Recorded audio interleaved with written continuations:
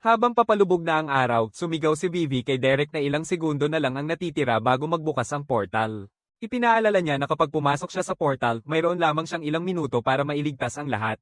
Sa huling sandali, muling binigyang diin niya na hindi siya dapat nasa loob ng portal kapag nagsara ito. Pinainom ni Derek ang kanyang beer ng buo at sinabi sa kanya na alam niya ang gagawin. Pagkatapos ay bumaba siya mula sa gusali at lumakad papunta sa kanya, ipinapakita na alam niya ang gagawin dahil hindi ito ang unang beses na nailigtas niya ang kanyang koponan. Inilabas niya ang kanyang kapangyarihan at sinabi sa kanya na madali lang ang misyon dahil ito ay pamilyar na sa kanya. Sa sandaling iyon, ganap nang bumukas ang portal at naghanda si Derek na pumasok dito. Pumasok siya sa portal at naipadala sa isang naglalagablab na mundo. Isang tao ang makikita na sugatan sa lupa at ang mga halimaw ay umuungal, ipinapakita ang kanilang dominasyon at lakas. Nakakita siya ng isa pang taong sugatan at sinubukang iligtas ito habang nagsimula ng palibutan sila ng mga halimaw. Nagpumilit siyang iligtas ang tao. Makalipas ang mga dekada, si Derek at ang kanyang magulong sarili ay patuloy na binababoy ng mga alaala ng nangyari noong araw na iyon. Dapat sana ay isang simpleng misyon lang ito, ngunit matapos ang mga taon ng pagsasanay sa sistema mag-isa, mas alam na niya ngayon na huwag nang subukang tumulong sa iba. Bumabalik siya sa nakaraan nang makarating siya sa portal na iyon. Dahil hindi na kayang hawakan ni Vivi ang portal, nagmadali ang iba na makalabas habang ang natira ay nakipaglaban sa mga monster. Isa siya sa pinakamalakas na gumagamit ng sistema sa planeta, at dahil dito, akala niya kaya niyang iligtas ang lahat. Habang ipinagpatuloy niya ang pakikipaglaban sa mga monster, sinabi ng isa sa mga adventurer na nagsasara na ang portal at kailangan nilang magmadali. Gayunpaman, nanatili siyang determinado na iligtas ang lahat at nakipaglaban ng sapat upang makalikha ng butas. Bilang huling pagsubok, niyakap niya ang sugatang lalaki at tumakbo kasama niya habang nagsasara ang portal. Hinikayat niya siyang magpatuloy hanggang sa makalayo sila sa peligro. Ngunit bago pa nila maabot ang portal, isang bagong halimaw ang lumitaw at umatake sa sugatang lalaki. Napansin ni Derek na unti-unting nagsasara ang portal at tumakbo papunta sa maliit na puwang na kasya lamang siya. Habang nagsusubok na makalabas, nagsisi siya sa pagtulong sa iba dahil ngayon parang hindi na siya makakaligtas. Sa sandaling iyon, tuluyang nagsara ang portal, iniwang si Derek na nakakulong sa loob. Derek, sa kasalukuyan, lumuhad at nagtatanong kung ano ang nagawa niya para karapat-dapat sa ganitong malas na kapalaran. Nagtatanong siya kung hindi lang siya sapat na malakas o kung may isang taong nagsiwalat sa kanya. Agad niyang binabaliwala ang ideya at naniniwala na niloloko lang siya ng kanyang isipan. Muling pinapaalala niya sa sarili na marahil ay hinahanap siya ni Vivi at ng iba, kaya hindi siya dapat mawalan ng pag-asa. Pinapawi niya ang kanyang pag-asa na magbubukas sila ng portal para sa kanya sa lalong madaling panahon at makakalaya siya sa impyernong kanyang kinalalagyan. Binibilang niya ang mga araw na lumipas, umaasang siya ay ililigtas. Hindi niya alam kung ilang buwan o dekada na siyang nakakulong para mapanatili ang katinoan niya. Nagpapraktis siya gamit ang kanyang glaive hanggang sa mamaster niya ito. Matagal siyang nagmumuni-muni upang mapanatili ang kalmado ng kanyang isipan. Pinapagsanay niya ang kanyang katawan hanggang sa makamit ang pinakamataas na antas, naging mas malakas kaysa sa kanyang inaasahan. Inuulit niya ang siklo araw-araw nang hindi nakakalimot sa kanyang gawain, umaasang balang araw ay makakatakas siya sa portal at muling makikita ang araw. Biglang narinig niya ang babala mula sa sistema tungkol sa pag-alis ng host sa sakop nito. Ang malakas na ingay ng error ng sistema ay umalingaw-ngaw sa buong portal. Sumisigaw si Derek sa inis, ayaw niyang mawala rin ang koneksyon niya sa sistema. Ito na lang ang natitira sa kanya, at pakiramdam niya ay unti-unti na siyang nawawala sa katinoan ng wala ito. Luhang ang damaloy mula sa kanyang mga mata habang siya ay nalulumbay. Sa galit, sinuntok niya ang kawalan gamit ang nakapikit na kamao na gumagawa ng mga bitak sa di nakikitang mga pader ng portal. Tumingin siya sa kanyang basag na larawan at sa wakas ay pinapalaya na ang pag-asa na matagal na niyang hawak. Hindi pa siya sumusuko, pero sana'y mamatay na lang siya doon. Nawalan siya ng sarili noon, at ngayon ay nangyayari na naman ito. Sa sandaling iyon, pumikit siya at hayaan ng dilim na dalhin siya sa isang malamig at malupit na lugar. Hanggang sa marinig niya ang isang malakas na punit sa portal, at nagulat siya na hindi na ito bumabalik sa dati nitong anyo. Ngumingiti siya nang may tagumpay nang makita ito, muling pinapalakas ang kanyang determinasyon na makalabas sa portal. Walang pakialam kung saan ito dadalhin o kung ano ang nasa kabilang dulo, basta makalabas siya sa mapait na lugar na kinaroroonan niya. Itinaas ang sandata, ginamit niya ito para mas lalong masira ang mga pader ng portal. Nakangiti siyang maniacally habang pinapanood ang mga pader na unti-unting bumabagsak.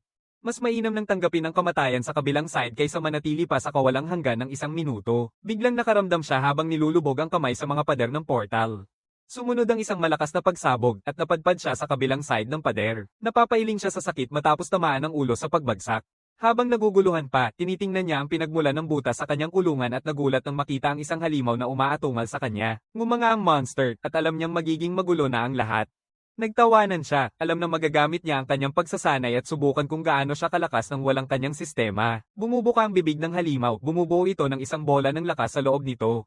Inilalabas nito ang bola, ngunit mabilis si Derek na makaiwas sa atake ng mabilis. Gayunpaman, sa pangalawang atake, hindi siya makadodge ng mabilis, kaya siya ay bumangga at natamba sa mga pader ng portal. Dumating siya sa lupa, nakatingala sa sakit at sigurado na ngayon na hindi lang siya nagkakagulo sa pag-iral ng halimaw sa loob ng portal. Humihikbi siya at napapansin na may dugo siya mula sa mga sugat niya. Sa halip na mag-alala, nakakatuwa para sa kanya na nakadugo siya matapos ang mahabang panahon. Mas pinipili niyang mamatay at makipaglaban sa monster kaysa manatili pa sa loob ng portal. Marahil ito ang katinoan, ngunit matapos matrap ng ilang dekada, pakiramdam niya kaya niyang harapin ang kahit ano matapos mawala ang kanyang kagustuhang mabuhay. Hinahampas niya ang monster gamit ang kanyang sandata, dala ang lahat ng natutunan niya sa pagsasanay. Nakikipaglaban siya sa monster, iniigting ang lahat ng kanyang lakas sa kanyang sibat. Ang epekto ay nagdulot ng isang malakas na pagsabog, at siya ay tumalon palayo upang mailigtas ang sarili mula sa mga debris. Matapos mapatay ang halimaw, sa wakas nakalabas din siya sa portal at muling naisalayan ang araw matapos ang isang pakiramdam na parang walang katapusang panahon. Nang makita ang totoong mundo, sumigaw siya ng buong sigaw sa kasiyahan. Mas maaga pa, isang nalilito na batang lalaki ang naglalakad sa kagubatan. Bigla siyang nakarinig ng kaluskos sa mga dahon at nagmadaling tumakas, sinisisi ang sarili sa paglalakad ng malayo sa nayon. Kung sana hinintay pa niya ng ilang araw, hindi sana siya nasa ganitong panganib. Nadapa siya sa isang bato at napadiretso sa gilid ng bangin. Hinahabol siya ng halimaw na lobo at nanginginig sa takot, alam niyang ito na ang katapusan. Bumagsak ang bangin sa ilalim niya at tuluyan siyang nahulog papunta sa kamatayan. Ang halimaw na lobo ay tumalon papunta sa kanya, nakataas ang mga pangil, determinado na kagatin siya. Nagsisigaw siya ng tulong, umaasang may makaririnig sa kanya. Ilang sandali ang lumipas, nahulog siya sa tubig ngunit nakatawid sa baybayin. Ang kanyang pansin ay napukaw ng isang kakaibang bitak sa langit, kasunod ng isang nakasisilaw na liwanag at pag-alon sa dagat. Nanginginig ang batang lalaki sa nakikita kay Derek na akala niya ay isang demonyo dahil sa magulong niyang itsura. Biglang pinapaalalahanan siya ng kanyang sistema na may natuklasang sumasalakay na sistema, kaya nakakaramdam siya ng banta habang sinusubukang tumakas mula sa paparating na panganib. Napadpad si Derek sa baybayin. Samantala, isang halimaw na lobo ang nakakita sa kanya habang siya ay nakatulog. Nanunood si Derek ng panaginip tungkol sa matagal siyang natrap sa portal, hubad na hinayla hanggang sa maging pira-piraso na naglalayag sa kawalan.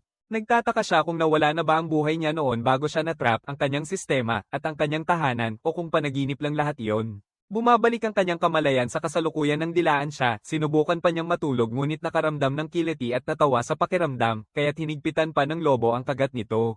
Nagmulat siya at niyayakap ang lobo sa leeg nito at matinding pinagsasampal. Samantala, may isang batang nakatingin sa kanya mula sa likod ng mga bushes at mula sa kanyang pananaw, nakikita niya itong isang demonyo na madaling matatalo ang isang halimaw na lobo. Nagulat si Derek nang makita ang lobo at inisip niya na ito ay isang tuta. Tumingin siya sa paligid at wala siyang nakita kundi mga punong namamatay, mga halaman na nagkakasira-sira, at mga bangkay na nagkabulok, ngunit para sa kanya ay lahat ay maganda. Muling umuungol ang lobo, pinipigil ang kanyang sandali ng paghanga, at muli niya itong pinapahinto at pinauupo sa tabi niya. Narealize niya na hindi lang ito isang panaginip at bumalik na ang kanyang sistema, ngunit nang tingnan niya ito, napansin niyang iba ito sa dati niyang sistema at nawawala na ang kanyang mga nakamit at kasanayan. Upang subukan ito, sinubukan niyang i-activate ang energy slash niya na dapat maglabas ng alon ng enerhiya mula sa kanyang espada, ngunit sa kabila ng pag-ikot ng kanyang sandata, hindi ito gumagana. Naalala niya ang mensahe ng error na narinig kanina tungkol sa isang sumasalakay na sistema at nagtatanong kung ibig sabihin yun ay may dalawang sistema mula sa simula o kung nagsanib ang kanyang luma at bagong sistema. Habang ang lobo ay patuloy na kumakain sa kanyang braso, naiintriga siya kung paano siya nakalabas sa portal at kung nasaan siya ngayon. Habang siya ay nag-iisip ng malalim, naririnig niya ang kaluskos mula sa gubat at nagulat nang makita ang isang batang nakaluhod na nananawagan, humihingi ng awa dahil sinusubukan lang niyang makauwi. Nabigla si Derek na takot sa kanya ang batang lalaki at inisip na parang demonyong kumakain ng tao ang kanyang itsura. Nagtataka, tinatanong kung ano ang nakikita niya sa kanya na ganoon, saka ngumiti na may kumikislap na asul na mga mata habang ang lobo ay patuloy na kumakagat sa kanyang braso, hindi alintana kung gaano siya kamapanganib. Sumisigaw ang lobo sa bata at agad na pinagsabihan ni Derek na masamang aso ito, kaya inisip ng bata na baliw siya. Humihingi ng paumanhin si Derek sa bata at iniabot ang kanyang kamay, ipinakikilala ang sarili bilang Derek. Nag-aatubili ang bata ngunit ipinakilala ang sarili bilang Thomas. Tinanong ni Derek kung anong antas na siya at kung natatakot siya sa lobo, at ipinaliwanag ni Thomas na hindi pa siya 13 kaya nasa antas 0 pa siya at hindi pa pwedeng gamitin ang sistema hanggang sa makabuo siya ng isang nilalang para ma-unlock ito. Nang marinig ito, tiningnan ni Derek ang lobo sa kanyang tabi at pinatay ito ng walang pag-aatubili. Nabigla si Thomas at sinabi na alam ni Derek mula simula na hindi alaga ang lobo at naglalaro lang ito dahil sa pagkabagot habang binabantayan siya. Tinitingnan ni Derek ang kanyang sistema at nakitang naka-unlock ito, nagtataas sa kanya sa antas 1 at nakuha ang titulong Giant Slayer dahil sa pagpatay sa isang nilalang na higit sa 50 antas ang taas, nakakakuha ng 2 skill points at 282 karanasan, na labis niyang ikinatuwa. Gayunpaman, naririnig niya muli ang parehong mensahe ng error na nagbababala tungkol sa kabiguan na mapuksa ang banta, kasunod ang paunawa na matagumpay na napigilan ang banta. Narealize ni Derek na tama ang kanyang hinala noon at mayroon siyang 2 sistema sa loob niya, kaya't mas naging kapanapanabik ang kanyang kalayaan. Naririnig niya ang kaluskos ng tiyan ni Thomas at napagtanto niyang nagugutom ang bata, kaya bandang huli ay nag-ihaw sila ng karne at binigyan niya ito ng tubig, pinaalalahanan siyang huwag uminom ng mabilis. Habang kumakain, iniisip ni Derek kung paano ma-access ang kanyang orihinal na sistema at nagpa siya na bilhin ang meditasyon bilang isang kasanayan, ngunit nakaramdam siya ng malakas na pagtama sa kanyang puso nang madetect at pagsamahin ang kanyang dating kasanayan na parang meditasyon sa bagong sistema na nagdulot ng panandali ang kuryente sa kanyang katawan. Matapos tumigil ang pagsasanib, bumalik sa normal ang kanyang katawan, ngunit pakiramdam niya ay naglalagablab ang mga ugat habang umaakyat ang antas ng kasanayan sa level 20. Kinikumpirma niya na nananatili pa rin ang kanyang mga lumang kasanayan, ngunit nananatiling nakatago hanggang sa makakuha siya ng katulad na kasanayan, na magbibigay daan sa kanila na buksan at i-upgrade ito, at ngumiti siya sa pag-unawang magiging mas malakas pa siya kaysa dati. Mamaya, hihilingin niya kay Thomas na maggupit ng buhok gamit ang balisong habang naglalakad sila, at kahit kinakabahan ng bata, pinapalakas ni Derek ang loob niya.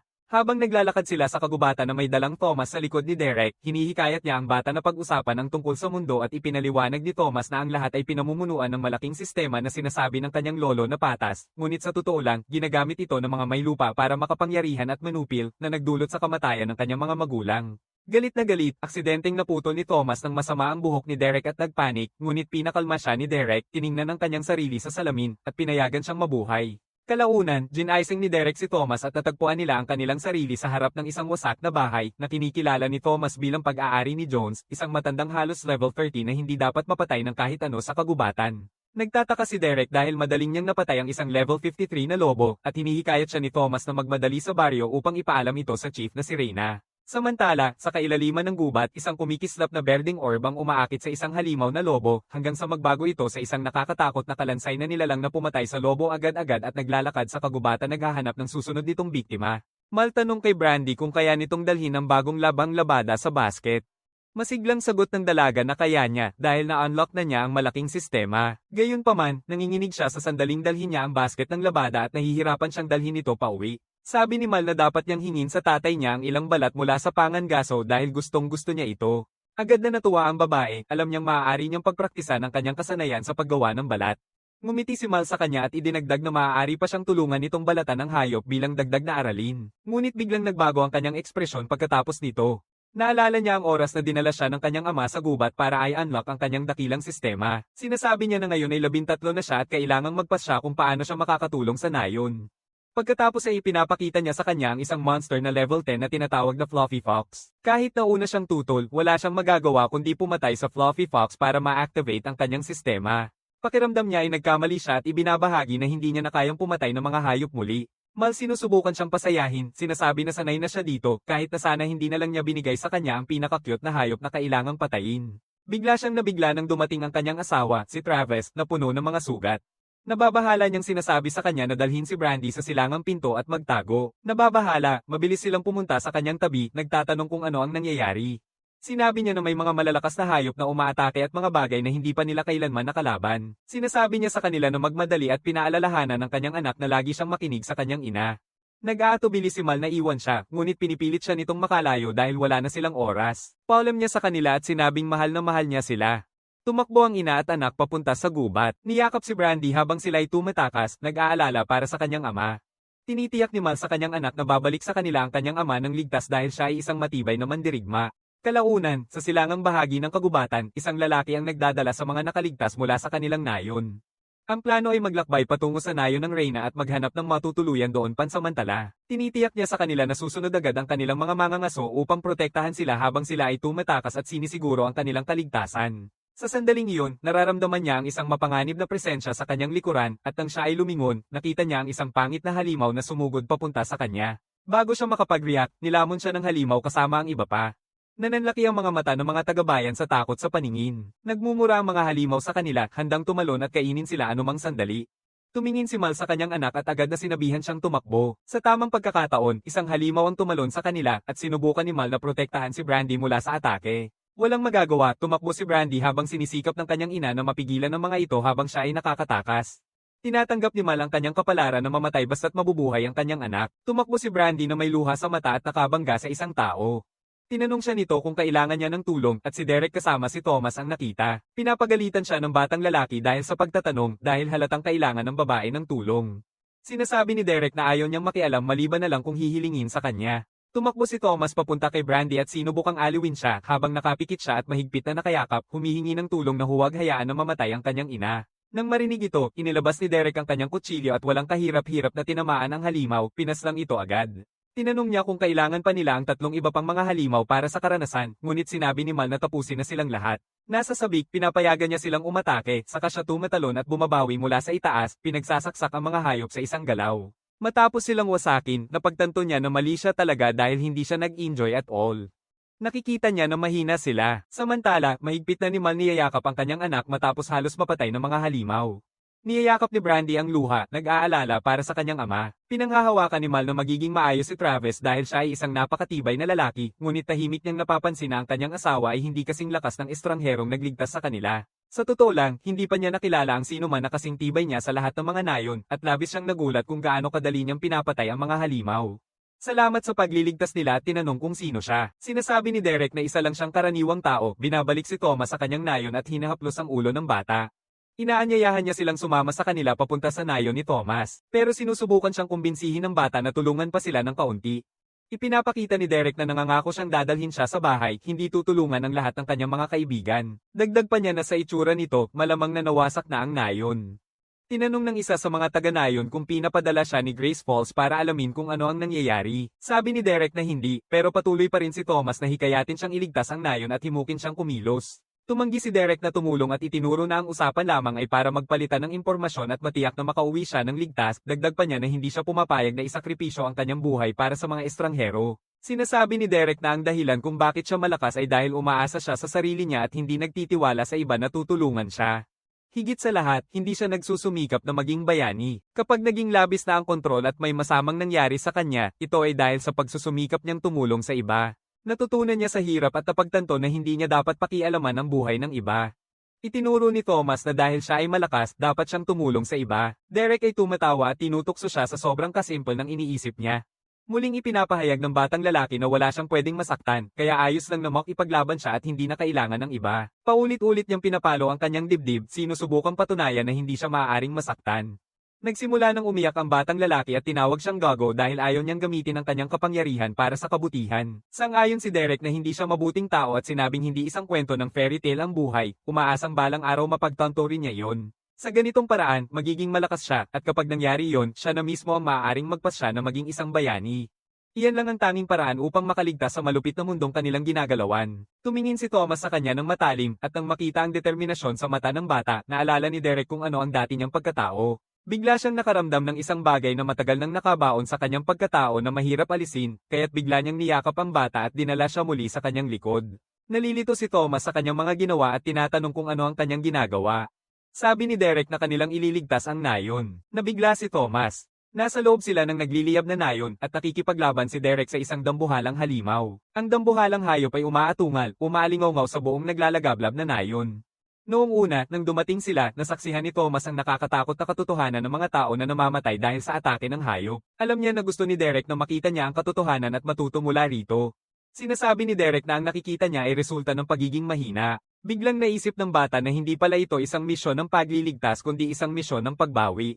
Biglang huminto si Derek at pinigilan siyang magpatuloy. Naghihintay sila sandali at napapansin ni Derek ang isang presensya sa paligid.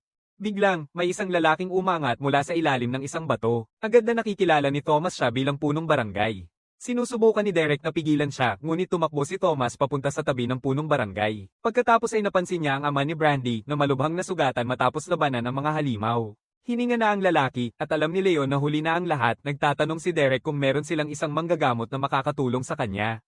Sinasabi ng pinuno na ang isang manggagamot na may kakaibang kapangyarihan ay hindi kailanman bibisita sa kanilang simpleng nayon. Nang marinig ito, naisip ni Derek na gamitin ang Last Resurrection Potion sa kanyang bracelet na pang-imbak. Gayunpaman, pinipigilan niya ang sarili at paalala sa sarili na huwag hayaang maimpluwensyahan siya ng maling heroismo ni Thomas. Sa halip na gamitin ang potion, ang tanging magagawa niya ay tulungan silang magpaalam sa huli. Makaraan, umiiyak si Mal at Brandy sa pagkamatay ni Travis. Tumakbo si Brandy sa kanyang ama at pakiusap na huwag silang iwan. Inabot ni Travis ang kanyang mukha, sinabing maging matatag siya para sa kanyang ina at sinabing mahal niya siya sa huling pagkakataon. Malakas na umiiyak si Brandy sa kalungkutan. Pagkatapos ng ilang sandali, sinasabi ni Derek na kailangan nilang umalis agad dahil hindi ligtas ang lugar. Nakikita niya si Thomas na umiiyak at sinubukang pakalmayan siya, sinabing hindi ito madali pero masasanay din siya. Leon tumutugon ng hindi maganda at hinarap si Derek, tinatanong kung sino siya at sinasabi na hindi niya dapat kausapin ang bata ng ganon. Itinatanong niya kung bakit nananatili si Derek kay Thomas dahil hindi siya taga kanilang baryo. Lumapit ang batang lalaki sa pagitan nila, sinasabi na hindi ganap na mali si Derek at naiintindihan niya ang sinasabi nito. Hindi na umuuwi ang kanyang mga magulang isang araw at kahit na mahirap, sinusubukan niyang sanayin ang sarili dito. Nagsasabi siya na naiinggit siya dahil hindi niya kailanman nasasabi ang problem sa kanyang pamilya. Habang nag-iisip tungkol sa buhay, sumusunod sa kanya ang mga matatanda, habang si Derek ay tinitingnan ang mga abiso sa kanyang sistema at nadidiskubre na siya ay umangat ang antas mula sa mga halimaw na kanyang pinatay kanina. Pinapayagan siya ng sistema na pumili ng klase. Nagtataka siya kung maaari niyang piliin ang parehong klase noon at napagtanto niyang mas kahanga-hanga ang mga pagpipilian kaysa sa dati. Binabasa niya ang mga ito, kabilang ang Shadow Brawler, Epic Hero, at Eternal Guardian. Nag-aatubili siya hanggang sa makita niya ang opsyon na maging kampyon ng Void na nagpapanginig sa kanya. Nauunawaan niya na magiging bahagi na ng kanya ang Void at hindi na siya muling mahuhuli nito. Naalala ang dilim na kanyang pinagdaanan, tinanggap niya ang klase at pinili ito. Kumikinang ang kanyang katawan, nagpa-shock kina Leon at Thomas. Pinapayuhan ni Chief si Thomas na lumayo habang nagaganap ang pagbabago kay Derek. Sa loob, nakakakuha si Derek ng mga bagong kasanayan tulad ng Channel at Void Call. Agad niyang pinapagana ang Void Call na naglalabas ng napakalakas na kapangyarihan na hindi makapaniwala ang Chief. Nakikita ni Mal at Brandy ang pag-angat ng enerhiya mula sa malayo. Ngunit habang nagiging matatag ang lakas, isang hayop mula sa Void ang lumitaw mula sa isang bitak sa Void. Lahat ni Leon at iba pa ay nagulat sa paglitaw ng Void Monster. Natuwa si Derek na nagkaroon siya ng sarili niyang tawag. Lumabas ang halimaw mula sa bitak at nilapitan siya. Nagtataka siya kung anong maaring tawaging pangalan sa halimaw, iniisip ang pangalang Asher. Medyo mas maliit ang monster kaysa sa iba niyang nakalaban, pero kaya niya itong gamitin. Nakita ni Leon siyang nakangiti at naisip kung alam niya kung ano ang isang Void Monster hanggang sa napagtanto niya na ang kakaibang lalaki sa harapan nila ay parang kayang kontrolin ng hayop. Sinubukan ni Derek na utusan ang mga hayop na umupo. Ngunit, sa gulat ng lahat, sinalakay siya nito at itinulak sa kabilang bahagi ng gubat. Nang inig, sinubukan ni Thomas na alamin ang kalagayan niya, ngunit pinigilan muli siya ng punong general. Nainis sa alaga niya, nagpa siya si Derek na tapusin na ito dahil hindi sumunod sa kanyang utos. Sinabihan niya sina Leon at Thomas na lumabas na doon para sa kanilang kaligtasan, kaya hindi siya magdadalawang isip. Inutusan niya ang kanyang sistema na tukuyin ang monster, ngunit hindi makakuha ng impormasyon ang bagong sistema tungkol dito. Naalala ang unang Void Monster na kanyang nakasalamuha, sinabi niya sa sarili na marahil mahirap labanan ang halimaw sa harap niya. Kung gusto niyang manalo, walang lugar para sa pagkakamali, dumiretso siya sa monster at nakipaglaban ng harapan. Sa kanyang gulat, tinabyo na nito ang kanyang atake gamit lamang ang palad nito. Pagkatapos, sa isang kisap mata, pinatalsik siya nito sa langit at itinapon muli bago pa man niya maibalik ang kanyang lakas. Pinaputok ng atake siya sa lupa na nagdulot ng malubhang sugat sa kanya. Bago pa siya makagalaw, muling kumilos ang Void Monster papunta sa kanya. Dahil dito, naisip niya kung magpapanggap siyang patay, baka iwan siya nito mag-isa. Ngunit ilang sandali lang, napagtanto niya na hindi ito magiging ganito dahil patuloy siyang inaatake ng halimaw, paulit-ulit siyang tinatamaan at itinutulak sa iba't ibang direksyon. Sa puntong ito, bumaba ang kanyang kalusugan sa 20% at ginamit niya ang kanyang kasanayan sa pagmumuni-muni upang iwasan ang karagdagang pinsala. Ngunit, naging walang epekto ito dahil patuloy na bumaba ang kanyang kalusugan. Tumingin si Thomas pabalik sa kanya na may luha sa mata habang patuloy siyang tumatakbo kasama ang iba pa. Tahimik siyang nanalangin na mabuhay at makaligtas si Derek. Handa nang umatake muli ang Void Monster habang sinusubukan pa rin ni Derek alamin kung paano siya makakabawi sa nakakatakot na halimaw. Naghahanap siya ng mga kasanayan na maaaring makapagliligtas sa kanya at nakakita ng isa na tunay na maaaring maging kapaki-pakinabang. Matapos piliin ang kasanayan na Heavy Weapons Master, nakahanap siya ng maraming katulad na kasanayan at nags-anib ang lahat. Muling pinagsabugan siya ng monster habang tumaas ang antas ng kanyang mga kasanayan hanggang level 20. Matapos mag-upgrade ng matagumpay ang kasanayan, nakakuha si Derek ng malakas na tulong at sinubukang magdulot ng pinsala sa halimaw. Ngunit napagtanto niya na nililinis ng Void ang kanyang atake at may isang bagay pa siyang hindi nasubukan. Pagkatapos ay ginamit niya ang kasanayang nakuha niya kanina kasama ang Void Call. Inilabas niya ang Channel Void at nagdulot ito ng napakalakas na kapangyarihan na hindi niya makontrol na pumuno sa kanya. Sa ganitong paraan, muling sinubukan niyang saktan ang hayop at sa wakas, nagawa niyang mapabagsak ito gamit ang isang atake. Matapos mapatay ang hayop, nakakuha siya ng puntos at tumaas ang antas ng kanyang kasanayan. Sa kabilang lugar, kumakatok ang isang kawal sa pinto ng kanyang amo at iniulat na may na-detect na void beast. Naging interesado ang babae dito at inutusan siyang magpadala ng isang mangangaso upang imbestigahan. Maingat na nakarating si Leon at ang iba sa kanilang taguan sa gubat. Tinanong ng mga taga-baryo kung maaari na silang makauwi pagkatapos ng pag-atake ng halimaw at magkumusta sa kanilang mga mahal sa buhay, ngunit nahirapan si Leon magpaliwanag at napaluha. Sa masakit na tinig, sinasabi niya na wala nang babalikan at nabigo siya bilang kanilang pinuno. Sobrang hiya niya na sana'y nakasama na lang siya sa kanilang pagkamatay. Gayunpaman, sinasabi ni Derek na hindi niya dapat masyadong pagbawalan ang sarili niya. Nagulat si Thomas na buhay pa ang lalaki at agad siyang niyayakap. Sasabihin ni Derek na hindi siya madaling matatalo. Nababahala si Thomas sa kanyang mga ginawa at hinayaan siyang makaalis. Lumapit si Derek kina Mal at Brandy at humingi ng paumanhin sa kanilang pagkawala. Bago siya umalis, inilalagay niya ang katawan ng asawa niya sa kanyang bracelet na pang-imbak at iniingatan ito upang maipagkaloob ang tamang paglilibing. Nabigla sa kanyang mabuting ginawa, nagpapasalamat si Mal sa kanya dahil malaking bagay ito para sa kanila. Tumingin lang si Derek sa kanya ng tahimik bilang pagtanggap sa pasasalamat niya. Habang bumababa ang gabi, nagtipon-tipon sina Leon at ang iba upang pag-usapan ang nangyari kanina. Tinanong ni Leon tungkol sa Void Monster kanina at siniguro ni Derek na ang nilalang ay natalo na. Inamin niya na nahihirapan siya noong una pero nang maunawaan niya kung ano ang kailangang gawin, naging walang tigil siya. Gayunpaman, nagdududa si Thomas dito dahil minsang ikinwento ng lola niya ang mga kwento tungkol sa mga Void Monster upang hindi siya maglakad mag-isa sa gubat at naniniwala siyang naroroon pa rin ito, nagpapagaling. Naalala ang nangyari, sumang-ayon si Mal kay Thomas, idinagdag na hindi pa siya nakatagpo ng sino man na nanalo laban sa ganitong uri ng nilalang. Sinusubukan ni Derek na magpanggap na walang nangyayari para makaiwas sa pansin. Kinabukasan, ginaising ni Mal ang lahat at sinabing magpatuloy na sila upang marating ang Rainy Village bago magdilim. Habang naghahanda na umalis, naramdaman ni Derek na may humila sa kanya at nakita si Brandy. Nababahala, tanong niya kung maaari niyang ibigay sa kanya ang ilan sa mga hayop na tinatago niya sa kanyang pulse heiress. Sang-ayon siya at kinuha ang isang maliit na halimaw mula sa kanyang imbakan, ibinigay ito sa kanya. Nagtataka, tinanong niya kung bakit niya ito gusto. Inilalahad niya ang sandaling nagising na ang kanyang sistema at ang ngiti sa mukha ng kanyang ama nang turuan siya nitong magtahi ng balat. Nakatakas ang luha sa kanyang mata habang sinasabi niya na nais niyang gumawa ng armor para sa nayon upang mapasaya ang kanyang ama at masiguro na walang masasaktan muli. Nakikita kung gaano siya kas-Ira, hindi maiwasan ni Derek na makaramdam ng awa sa kanya, kaya't inalok niya siya ng higit pang mga hayop kung kailangan niya. Hinahap niya ang ulo ng babae at naisip na marahil hindi niya kayang gawin lahat mag-isa. Sa huli, narating din ng mga taga-nayon ng Rainy Village. Mal kausap ang tagabantay ng gate na tumatangging papasukin sila dahil hindi sila kilala at walang tamang pagkakakilanlan. Inis na, tinatanong niya siyang tawagan si Reyna, ngunit tumanggi pa rin siya, sinasabi na ayaw niyang iwan ang kanyang tungkulin. Samantala, tinatanong ni Derek si Leon kung hindi siya magsasalita dahil siya ang pinuno. Sinasabi ng matandang lalaki na hindi siya karapat dapat tawaging pinuno dahil wala na siyang baryo at walang ibang sisihin kundi siya mismo. Patuloy na nananawagan si Mal sa gatekeeper na papasukin sila, binabanggit ang marangal na kautusan. Galit, pumasok si Derek at idineklara na sisirain niya na lang ang pader para makapasok ang mga taga-baryo. Hinahayaan siya ng tagabantay ng pinto na gawin iyon, kampante na hindi matitibag ang pader at nag-aalok pang turuan sila ng leksyon dahil malinaw na kulang sila sa kaalaman. Nang makita si Derek na malapit ng sumabog sa galit, pinaalalahanan siya ni Mal na hindi karapat-dapat ang pumatay ng isang marangal at mas lalo lang nitong palalin ang sitwasyon. Biglang bumukas ang pinto at ipinakita si Reyna, ang punong barangay, kasama si Ace, ang bunso ni Walt Gracefell. Agad na nakilala ni Reyna at tinanong kung ano ang kanyang layunin sa pagdating. Tinanong niya kung ligtas ang kanilang baryo dahil may isang mangangaso niyang nakakita ng usok sa direksyong iyon. Matapos marinig ang nangyari, nakaramdam si Reyna ng simpatiya sa kanila at inimbitahan silang pumasok sa kanyang nayon. Sinasabihan niya si Ace na parusahan ang kanyang mga tauhan at idinedeklara na ang mga tao ay nasa ilalim na ng kanyang proteksyon. Nagpasalamat si Mal sa kanya at nagyakapan ng dalawa. Ginamit ni Reyna ang sandali para bulong kay Mal na mag-ingat sila dahil may ibang uri ng hayop na naninirahan sa loob ng mga pader.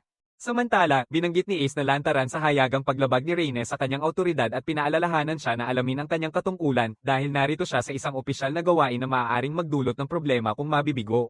Inis when galit, pinapakiusapan niya siyang tapusin na ang kanyang gawain at umalis.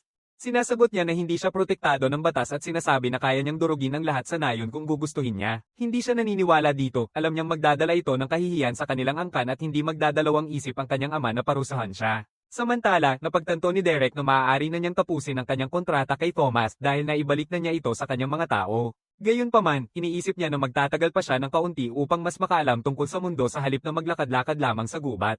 Pinapaniwala niya ang sarili na ito lang ang dahilan kung bakit niya gustong manatili. Nang nakatayo siya malapit sa pinto, napansin ni Reyne siya at tinanong kung isa siya sa mga kaibigan ni Mal, dagdag pa niya na sino man na konektado kay Mal at Leon ay malugod na tinatanggap sa nayon. Derek ay dumaan sa tabi niya at pumasok at biglang napansin niya na taglay niya ang isang kahanga-hangang aura. Si Delilah, lola ni Thomas, ay nagagalit sa mesa, naniniwala na may magandang dahilan si Reyne kung bakit sila pinaghihintay ng matagal, habang tahimik namang sinasabi ni Richard, ang lolo niya, na mag-relax lang siya. Tumitigas ang loob ni Delilah habang tinatapik niya ang paa sa sahig, sinisira ang tensyong katahimikan. Muling nagsalita siya ng galit, tumatangging mag-relax at pinaalalahanan si Richard na nawawala pa rin si Thomas. Biglang kumakaluskos ang pinto, kaya't napalingon ang lahat sa pintuan. Sa wakas dumating si Reyna, dahilan upang magtanong si Delilah kung ano ang napakahalaga na kaya nilang pinaghintay. Delilah napaatraso sa sobrang gulat habang ang mga luha ay bumababa sa kanyang mukha, halos hindi makapaniwala sa kanyang nakikita. Pumapasok si Thomas sa kwarto ng buong bilis, naghahanap sa kanyang lolo at lola habang tumatakbo papunta sa kanila. Nabigla, nahihirapan si Delilah na magsalita habang nilalapitan siya ng kanyang apo. Lubos siyang napaluha, niyayakap ng mahigpit sa sahig habang sinasabi ni Richard kay Thomas na miss na nila siya. Pumasok si Reyne sa kwarto kasama sina Derek at Leon, bahagyang nagbibiro kung mahalaga bang pasukin si Thomas. Si Thomas ay mahigpit na niyayakap ang kanyang mga lolo't lola habang tahimik na pinapanood ni Derek, bahagyang nakangiti habang unti-unting nawawala ang tensyon. Hinimok ni Reyna ang lahat na umupo habang unti-unting bumabalik sa katahimikan ang silid. Nagtipon-tipon ang grupo sa paligid ng mesa habang inanunsyo ni Reyna na may mahahalagang bagay silang pag-uusapan. Tinatanggap niya ng formal si Derek matapos marinig mula kay Mallory na siya ang dahilan kung bakit buhay pa ang lahat mula sa nayon ni Leon. Nagpapasalamat si Reyna, kinikilala ang sakripisyong ginawa ni Derek para mapanatili ang kaligtasan ng kanilang mga tao. Samantala, nagkakaroon si Thomas ng isang mahalagang sandali kasama ang kanyang mga lolo at lola habang sila ay nagkikita muli. Binabalewala ni Derek ito bilang walang gaanong halaga kay Reyna, sinasabi na ginawa lang niya ang kailangang gawin. Matatag na tinutulan ni Reyna, sinasabi na ang pangangalaga sa sariling tao ay tungkulin ng isang pinuno. Humigpit ang kanyang ekspresyon habang ipinapakita na may mas marami pang kailangang pag-usapan. Ipinaalam niya na hindi niya maibibigay sa kanya ang anumang bayad kung iyon ang inaasahan niya habang tinitingnan ng isang marangal na nakaupo ng walang pake at humihingi ng panibagong inumin mula sa isang taga-baryo. Sa mesa, ngumiti si Derek kay Reyna at sinabing bayad na sa kanya si Thomas sa pagtulong kay Derek kaya ayos na ang usapan. Biglang binabago niya ang paksa, nagbababala na ang tunay na problema ay nasa lumalalang sitwasyon sa loob ng gubat, dahilan upang tanungin ni Reyna kung alam niya kung ano ang nangyayari. Matapos ang maikling pagtigil, nagsalita si Derek at nagsabi na may ideya siya. Habang nag-iisip siya, ikinukumpara niya ang sitwasyon sa dati niyang sistema at nakikilala ang isang pamilyar na pattern, at tahimik na nagwawakas na ang kanilang kinakaharap ay isang pagbagsak ng dungeon at mabigat ang epekto nito sa buong silid habang unti-unting lumilitaw ang larawan ng isang dungeon. Ipinaliwanag ni Derek na ang mga dungeon ang pangunahing buhay ng sistema mismo. Sila ang pinagmumula ng yaman, kapangyarihan, at panganib na humuhubog sa mundo sa pamamagitan ng panganib at gantimpala. Bawat dungeon ay isang mundo na sarili nitong nilikha ng sistema upang subukin, pasakitan, at palakasin ang mga matapang na pumasok. Upang mapanatili ang balanse, tanging mga adventurer na below sa isang tiyak na antas ang pinapayagang pumasok upang masiguro na ang hamon ay patas at mapanganib. Pero kapag bumaba ang sistema at naiwan ng isang dungeon ng walang bantay, hindi ito nananatiling tahimik at sa halip ay sumisibol, sumasabog palabas at nagdudulot ng ganap na kaguluhan. Kapag bumabasag ang isang dungeon, direktang lalabas ang mga halimaw sa mundo at ang kanilang naburang enerhiya ay magsisimulang makahawa sa paligid na lupa. Sinasabi ni Reyna na kung may nabuo na dungeon, matagal na nitong dapat na-detect kaya hindi ito malamang na totoo. Tinutulan ni Derek ang palagay na iyon, itinuturo na walang pumipigil sa pagbuo ng mga bagong dungeon. Bagamat bihira, sabi ni Richard na hindi nakagugulat na may mga bagong dungeon na lumilitaw, lalo na kung may isang umusbong sa malalim na bahagi ng isang hindi pa natutuklasang gubat kung saan kakaunti lang ang mga adventurer na pumupunta. Nanginginig si Richard habang sumasagi sa kanya ang realization, inamin na ang teorya ang makakapaliwanag sa lahat ng nangyayari hanggang ngayon. Pinipilit ni Reyna si Richard at ipinaliwanag niya na kahit parang malayo sa katotohanan, ito ang tanging conclusion na may saysay. Reyna tumuturo sa mapa at tinanong si Derek kung saan siya nagmula, ngunit tumanggi siyang sumagot at iminumungkahi na ayusin na nila ang problema agad ngayon na may ideya na sila kung ano ito. Habang lumalabas si Derek sa kwarto, inirerekomenda rin niya na marahil ay kaya ng nobleman sa labas ang sitwasyon, na lalo pang nagpapatibay sa ideya na walang aksidente sa kanilang pagdating dito. Biglang huminto si Reyna at sinabing maghintay siya, kinikilala ang lakas ni Derek at inamin na wala silang maya-alok sa kanya. Hinawakan ni Reyna ang kanyang dibdib at direktang tinanong si Derek kung matutulungan niya sila. Dahan-dahang huminga si Derek, naglalabas ng isang pagod na buntong hininga habang iniisip ang kanyang hiling. Hindi na tumalikod, binuksan ni Derek ang pinto at tumangging-tumanggi, sinagot siya ng isang simpleng hindi. Tahimik na nakaupo si Thomas sa bangko, nakatingin sa ibaba na may halong pag-aalinlangan at hindi mapakiling ekspresyon. Di natawag ni Derek si Thomas at sinabihang maglakad sila ng magkasama, kaya napatingin ang batang lalaki ng may gulat. Habang papunta si Derek sa pintuan, iniisip niya kung paano mahahanap si Brandy at makakakuha pa ng mas maraming balahibo ng hayop. Pumikit ang pinto sa likod nila ng may matalim na tunog, iniwan ang silid sa katahimikan. Tumungo si Reyna kay Richard habang inaamin niya na tama si Derek. Sabi ni Reyna na hindi kailangang maging tapat si Derek tungkol dito at iginiit na kailangang magdesisyon agad sila kung ano ang gagawin. Tinuturo niya si Leon at sinasabi na siya ang nakasama ni Derek ng pinakamatagal.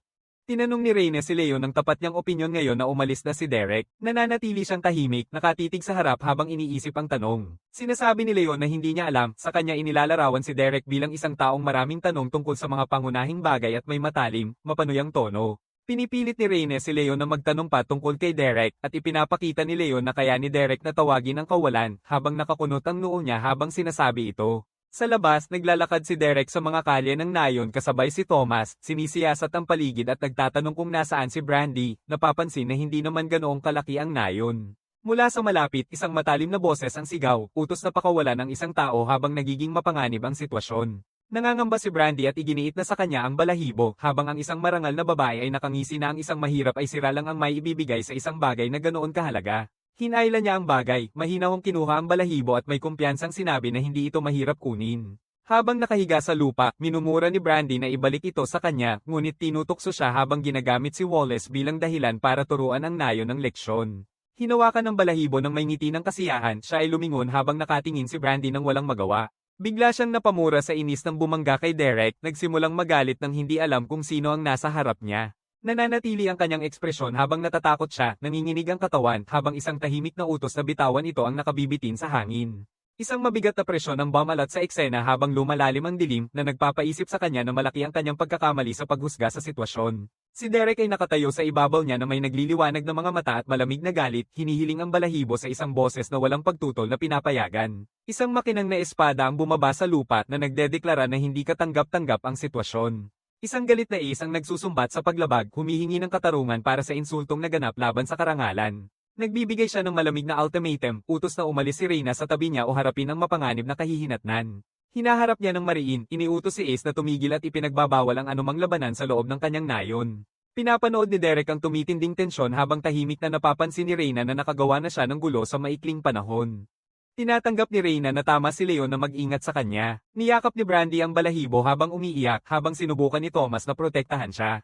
Tumatanggap si Ace ng resulta ng walang emosyon at umusad, anoko ang sariling kapalaran. Sa isang walang pakialam na galaw, hinawakan ni Derek ang braso ng marangal na babae, saka siya itinulak sa lupa habang nanunood si Ace ng walang paniniwala. Maayos na sinabi ni Derek na balak na niyang iwan ang nayon kahit kailan paman habang nakatitig ang mga tao sa kanya ng walang imik. Nakahawak si Thomas sa kanyang lola ng labis na gulat, hirap intindihin ang biglaang desisyon ni Derek. Pinanghahawakan ni Derek na babalik siya, pinaalalahanan siyang makinig sa kanyang mga lolo at lola at magpatuloy sa pag-aaral. Bago umalis, ibinibigay ni Derek kay Thomas ang electric shaver at sinabihang mag-practice siyang gamitin ito habang siya ay wala. Habang naglalakad siya palayo, pinapaalalahanan niya si Thomas na huwag munang i-unlock ang kanyang sistema at tahimik namang pumayag ang bata. Huminto si Derek nang tawagin siya ni Ace, naging malamig at alerto ang kanyang mukha, ngunit dumaan si Derek at sinabing hihinto niya siya doon mismo. Binalaan niya si Ace ng may pang-iinsultong tono, huwag nang muling hahawakan ng sinuman mula sa nayon. Tumayo si Derek ng walang pag-aatubili at tahasang nangakong papatayin siya kung babalik pa siya. Habang sumisidi ang tensyon, tahimik na tinatanong ni Ace kung sino talaga si Derek. Habang nilalakad ni Derek palayo, naninigas si Ace at ang kanyang grupo, nababahala sa matinding presensya nito. Reyna at ang iba pa ay nagkakatinginan ng may tensyon, ramdam ang isang malalim na mali habang ang takot ay kumakalat sa kanilang mga katawan. Nagpatuloy si Derek, napapalibutan ng kumikislap na bughaw na enerhiya na nagdudulot ng takot na walang kapantay. Bigla, iniutos ni Ace kay Geoff na sundan si Derek at tumugon ito ng matalim na pagtango. Samantala, naaalala ni Derek ang natutunan niya kay Thomas tungkol sa pagkakaroon ng gantimpala kapag nakapatay siya ng isang bagay na higit sa 100 antas ang taas kaysa sa kanya. Naiintindihan ni Derek na kailangan niyang maglakbay ng malalim sa gubat kung nais niyang makahanap ng isang bagay na sapat na makapangyarihan. Naisip niya na hindi niya dapat gawin ito ngayon dahil nasa mababang antas pa siya habang nakabantay sa kanya si Geoff mula sa puno. Inilalabas ng Archer ang kanyang pana, ang tali ay mahinang kumikiskes habang tinatama ang tama. Ngumiti siya at tinawanan si Derek mula sa itaas, kampante na hindi niya malalaman kahit kailan kung sino ang umatake sa kanya. Inilalabas ang palaso, dumadaan sa hangin ng biglaan at mabilis. Napansin ni Derek na ilang beses na siyang umakyat ng antas pero kailangan pa rin niyang humanap ng monster na hindi bababa sa antas 112. Lumilitaw ang kanyang screen ng status, ipinapakita ang kanyang antas, klase, malakas na pinataas na stats at mga natitirang puntos na ipamamahagi niya. Humihigpit ang mga mata ni Derek nang madama niya ang isang palaso na papalapit ng mabilis, napansin na sa wakas ay kumilos na si Geoff matapos siyang sundan ng higit 1 oras habang mahinahon niyang tinanggi ang tama. Binubuksan ni Derek ang kanyang menu ng estado at sabay-sabay na inililipat ang mga puntos sa iba't ibang estadistika. Maraming tagumpay ang nag-trigger ng sunod-sunod, ikinagulat si Derek habang binibigyan siya ng sistema ng libreng mga kasanayan. Nang mabago ang kanyang tira, nagpanik si Geoff at nagsusumikap na maunawaan kung paano nakaiwas si Derek. Naniniwala siyang hindi niya napansin si Derek, kaya binabalewala niya ang pagkakamali at naghahanda ng panibagong tira. Ang pana ay dumaan sa hangin papunta kay Derek nang may nakamamatay na bilis. Tahimik niyang tinulak ang pana, nakatitig ng matalim habang ipinapakita na kasalukuyan siyang pumipili ng bagong kasanayan. Natatakot si Geoff, hindi maintindihan kung paano nakapag-react si Derek agad. Agad siyang umatras at tumakbo palayo. Ulit-ulit siyang tumatalon sa mga tuktok ng puno, mabilis na nakakatakas sa kanyang biktima. Nababahala si Geoff na pagtanto niyang may hinahabol siya na higit pa sa kanyang kakayahan. Sa gitna ng takbuhan, kusang loob na lumilitaw si Derek sa harap niya at pinag-iisipan kung pipiliin ang pagtutol sa mahika o ang balat na parang bato. Sinasalubong ni Geoff ang isang puno kung saan naroon si Derek at agad na binabago ang direksyon niya. Lumusab si Derek ng malapitan habang si Geoff ay sumisigaw sa takot, desperadong nagsusubok makalayo. Nanghihina niyang niyayakap ang isang sanga at yumuko sa gilid ng puno, naghahanda sa susunod niyang hakbang. Geoff umaatungal at inilalabas ang kanyang atake pataas, nagpaputok ng mga pana sa lahat ng direksyon. Bumagsak ang ulan ng mga pana sa canopy papunta kay Derek sa ibaba habang tinatawag niya itong pangit. Ang mga pana ay sumabog ng marahas sa mga sanga, pinunit ang mga puno gamit ang malakas na puwersa. Humihingal ng malakas si Geoff habang nakatingin sa paligid, hindi sigurado kung nakatama ang huling atake niya. Ang puno ay sumabog ng mga debris at usok habang nagiging kalmado ang epekto na nag-iiwan ng hindi malinaw na resulta. Derek ay nakaupo ng mahinahon sa isang sanga sa itaas niya, ipinapakita na muntik na siyang maipit sa atake. Nauunawaan ang kanyang pagkakamali, nagpanik si Geoff matapos piliin ang pagtutol sa mahika ng maaga habang sinasampal niya ang kanyang leeg. Pagkatapos, hinihila ni Geoff ang kanyang sarili paakyat. Sa baryo, isang galit na boses ang sumisigaw ng pangalan ni Geoff at nagtatanong kung ano ang nangyari sa kanya. Hinuli at tinanong si Geoff ni Ace habang halos hindi makasagot, inamin niyang hindi niya pinatay si Derek. May mga pasa si Geoff at aminin niyang hindi man lang niya na-scratch si Derek. Naiintindihan niya ito, dahilan upang mapa-address si Ace at hindi makapagsalita ng ilang sandali. Hiningi niya sa lahat na magkaisa habang inutusan na kunin ang kanilang mga gamit at bumalik sa Torreith. Isa sa mga lalaki ang nagtatanong tungkol sa pag-urong kung talagang tumatakbo sila. Agad na pinigilan ni Ace ito, nililinaw na hindi sila tumatakbo kundi pupunta para kumuha ng tulong. Samantala, pumasok si Derek ng mas malalim sa gubat, sinusundan ng tahimik na ilog habang naglalakad mag-isa. Habang naglalakad, paulit-ulit niyang pinapagana ang kanyang kakayahan sa sistema, kalmadong tinutukoy ang kanyang paligid. Tinatanggap ng sistema ang mga kalapit na bagay tulad ng mga puno at bato, pinatutunayan na tumataas ang antas ng kakayahan sa pagtukoy sa pamamagitan ng palagiang paggamit. Muling pinapagana ni Derek ang Identify, nakatuon sa kakaibang nilalang sa harap niya. Ibinubunyag ng sistema na ito ay isang monster na may antas na 54, isang kunhong may sungay. Sa halip na atakihin, yumuko si Derek at basta-basta nakikipag-usap dito, nagtatanong kung bakit ito naglalakad ng malalim sa lugar. Tahimik na tumitig ang kuneho, ang nag-iisang sungay at kalmadong ekspresyon nito ay nagpapakita na parang walang panganib. Ngumiti si Derek at aminin na medyo cute talaga ang nilalang, nag-aatubili kahit iniisip pa ang antas nito. Ngunit biglang umatake ang kuneho, tinulak ang kumikislap nitong sungay diretso kay Derek bago pa siya makapag-react. Nabigla si Derek at halos hindi niya mapansin kung ano ang umatake sa kanya. Biglang umikot ang kuneho sa ere, bumangga sa isang puno ng walang awa. Si Derek ay umiwas sa pag-ikot ng kanyang katawan, halos hindi maabot ang isa pang mapanganib na hiwa. Ang kuneho ay bumaba ng mababa at matatag, nakatitig sa kanya ng may malinaw na galit. Matindi ang titig ng kuneho, puno ng galit na nakatutok kay Derek. Ngumiti siya ng may kalmado at tinanggap ang hamon, iniimbitahan ang nilalang na umatake. Lumuloob ng mababa ang rabbit at suminghap habang naninigas ang mga kalamnan nito sa paghahanda na tumalon, sumabog ang tama pababa sa isang patayong pagbagsak, nakabalot sa isang matalim na sinag ng asul na enerhiya. Lumiko si Derek at tinanggihan ng atake, pinapalayas ang umiikot na nilalang sa ere. Mahusay niyang nahuli ang kuneho ng buo, hawak ito ng nakalutang ng nakalawit. Habang hawak ang kumikilos na nilalang, basta na lang nasabi ni Derek na ang delikado nito. Sinugod siya ng kuneho at nakabawi, nakabiti sa kanya. Lumilitaw ang isang tagapagpahiwatig ng pinsala, ngunit hindi ito pinapansin ni Derek, hindi nababahala sa maliit na sugat. Huminto siya sa gitna ng galaw, ramdam ang kakaibang pakiramdam habang may babala sa kanyang isipan, napagtanto na walang halaga ang atake sa kanya pero maaaring ikamete ng mas mahina tulad ni Thomas. Ang kuneho ay matapang na tumitig pabalik, buong-buo ang galit at layunin nito. Lumuhod si Derek at mahinahong inilagay ang kuneho, nagpa siya na tapusin ang laban nang hindi ito pinapatay. Tumatawa siya ng walang pakialam, tinutukso ang kuneho na hindi karapat-dapat na habulin. Tumingin sa kanya ng tahimik ang hayop, kitang-kita pa rin ang inis at pagiging alerto nito. Bigla siyang nag-isip si Derek, iniisip kung aling kakayahan sa paggaling ang pipiliin niya matapos makita kung gaano kaepektibo ang pagtutol sa mahika. Huminto siya upang mag-isip, maingat na pinag-iisipan ang desisyon sa halip na magmadali. Ipinapakita ng sistema ang mga magagamit na kasanayan sa paggaling na nakalista sa harap niya. Iniisip ni Derek na 3 pagpipilian lamang ang inaalok ng sistema, kaya hindi na niya maiiwasan ang desisyon.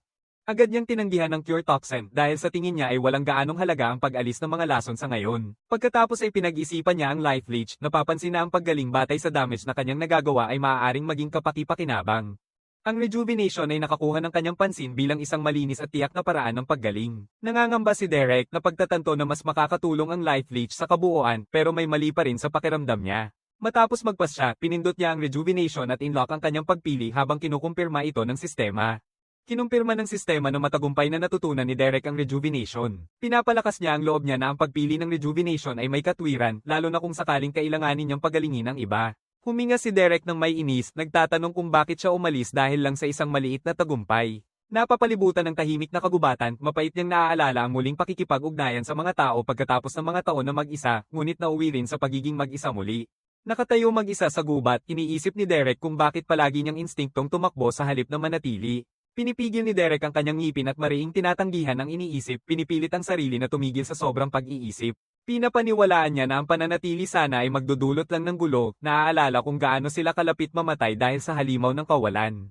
Humihigpit ang kanyang ekspresyon habang naninindigan ng kanyang desisyon, naniniwalang mas ligtas muna ang umalis. Bigla siyang tinamaan mula sa likod, ang katawan niya ay napasubsob sa impact.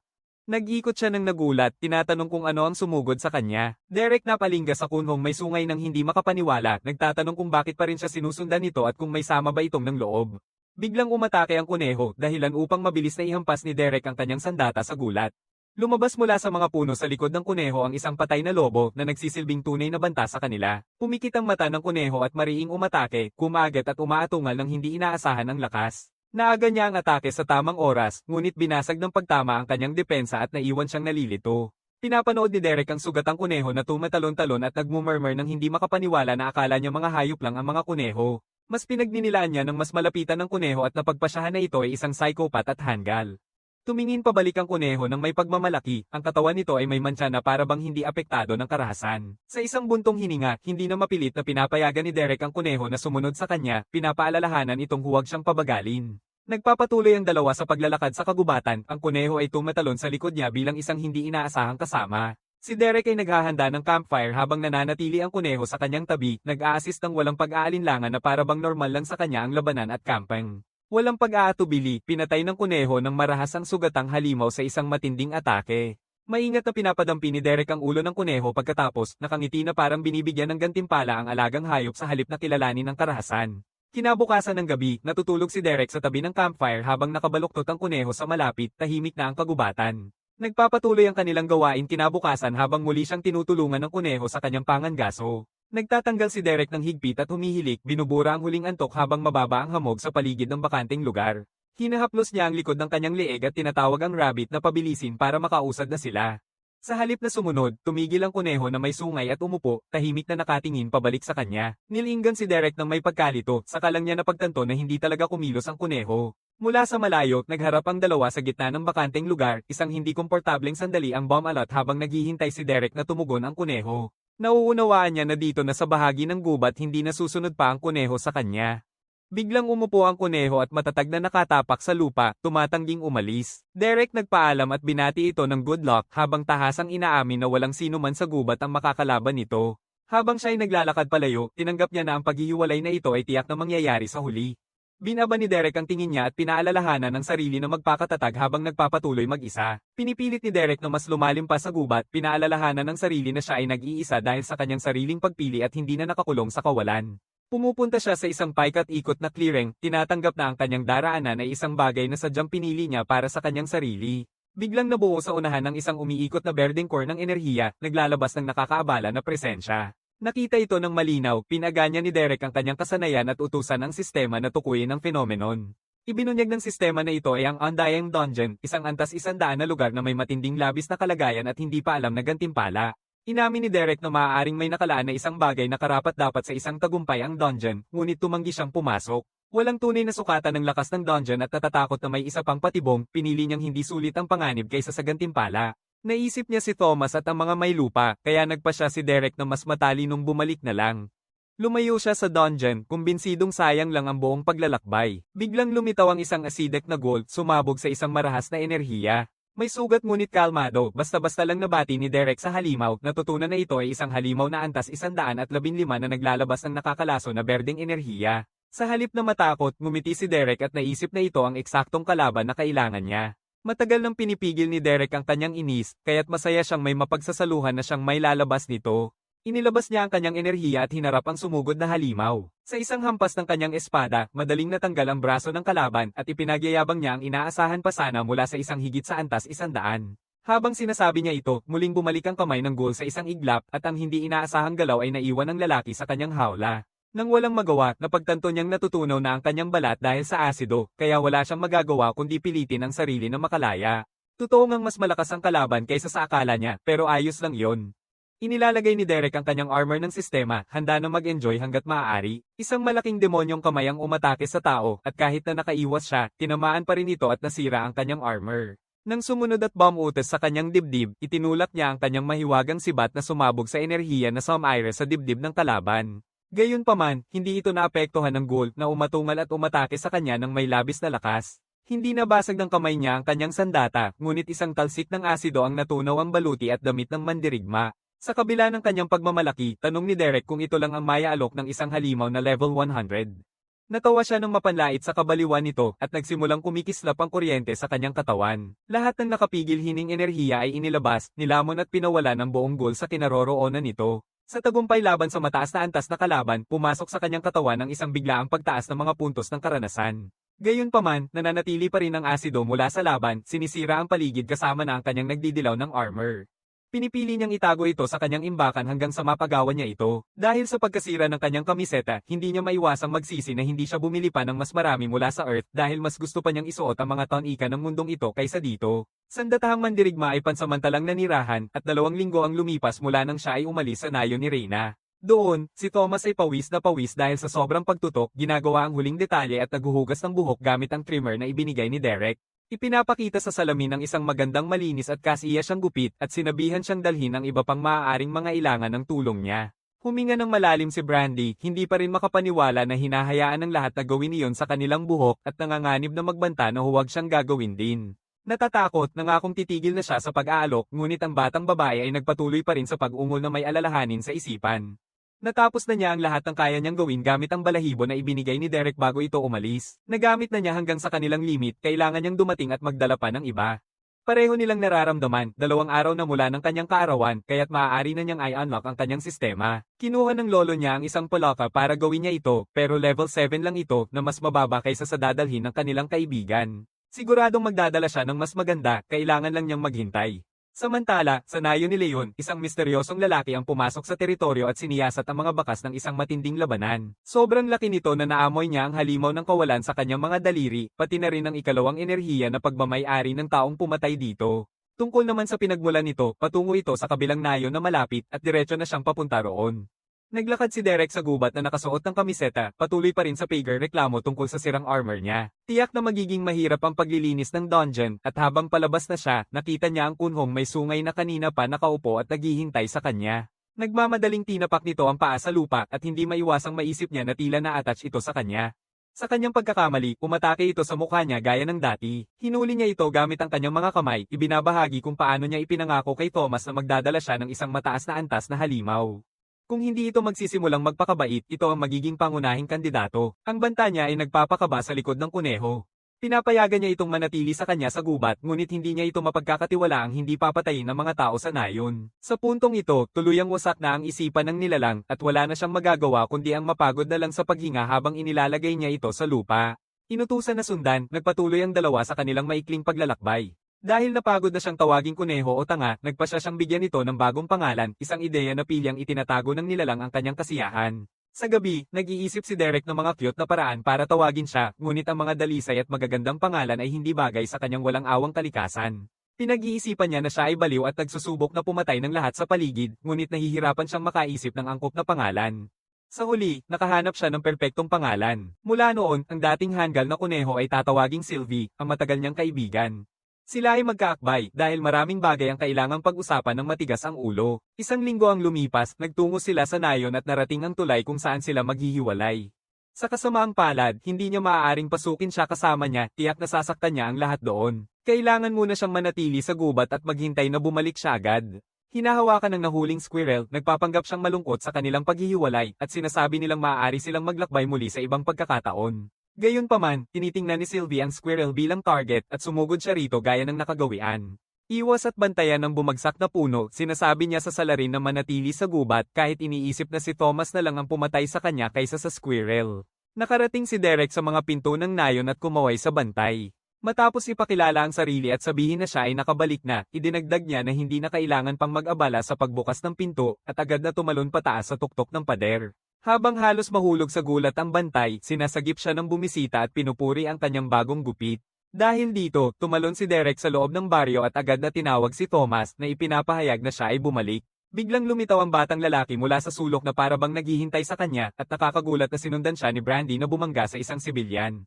Ang dalawang bata ay nagsisiksikan sa kanya na puno ng kwento, ibinabahagi kung ano ang kanilang ginawa habang matagal siyang nawala. Pagkatapos ay tinatanong nila siya tungkol sa mga bagay na kailangan nila tulad ng balahibo at ang pagbubukas ng sistema. Unti-unting lumalala ang inis habang sinasalubong siya ng mga nakakainis na bata pagbalik niya at lalo pang lumalala nang magsimula silang mag-alsa ng ulo para sa kanyang pag-aproba. Sa wakas, pinipigilan niya sila sa pamamagitan ng pagsasara ng kanilang mga bibig. Sa isang malalim na buntong hininga, nagsimula si Derek kay Brandy at sinabing marami siyang mga balat ng hayop na magagamit niya. Tuloy tayo kay Thomas, tinanong niya ang bata kung naisip na niya ang pinag-usapan nila kanina at idinagdag na may dalang espesyal para sa kanya. Sinasabihan siyang magkita sa harap na gate bukas kung saan bubuksan nila ang kanyang sistema. Sa ganitong paraan, napapawi ang kasiyahan ng mga bata, ngunit mayroon pa siyang isang tanong na kailangang sagutin nila. Kung gusto nila ang kanyang mga regalo, dadalhin nila siya sa pinakamagandang tavern sa baryo, at ang amoy pa lang nito ay nagdudulot na ng kasiyahan sa kanyang mga pandama. Nang may pag-asa na masarap ang serbesa sa planeta, siya ay pumunta sa counter na nakangiti ng malaki. Sa hindi sinasadyang pagkabangga sa isang customer, humingi siya ng paumanhin na hindi niya napansin ito, ngunit napansin ng lalaki ang kakaibang aura na nagmumula sa kanyang katawan. Matapos sundan si Derek mula sa Leon Village, sa wakas ay natagpuan na siya ng lalaki. Naguguluhan sa reaksyon nito, tinanong ni Derek kung sino siya, tahimik na tinatanggap na mas mukhang mas malakas siya kaysa sa iba. Sinasabi niya na siya ang kanyang sinusubaybayan at tiniyak na hindi siya isang halimaw ng kawalan. Sa kabila nito, nagtatanong siya kung bakit napakabaho ng kawalan sa kanyang balat. Ayaw niyang magdulot pa ng mas maraming gulo sa nayon, nagkukunwaring hindi niya alam ang lahat.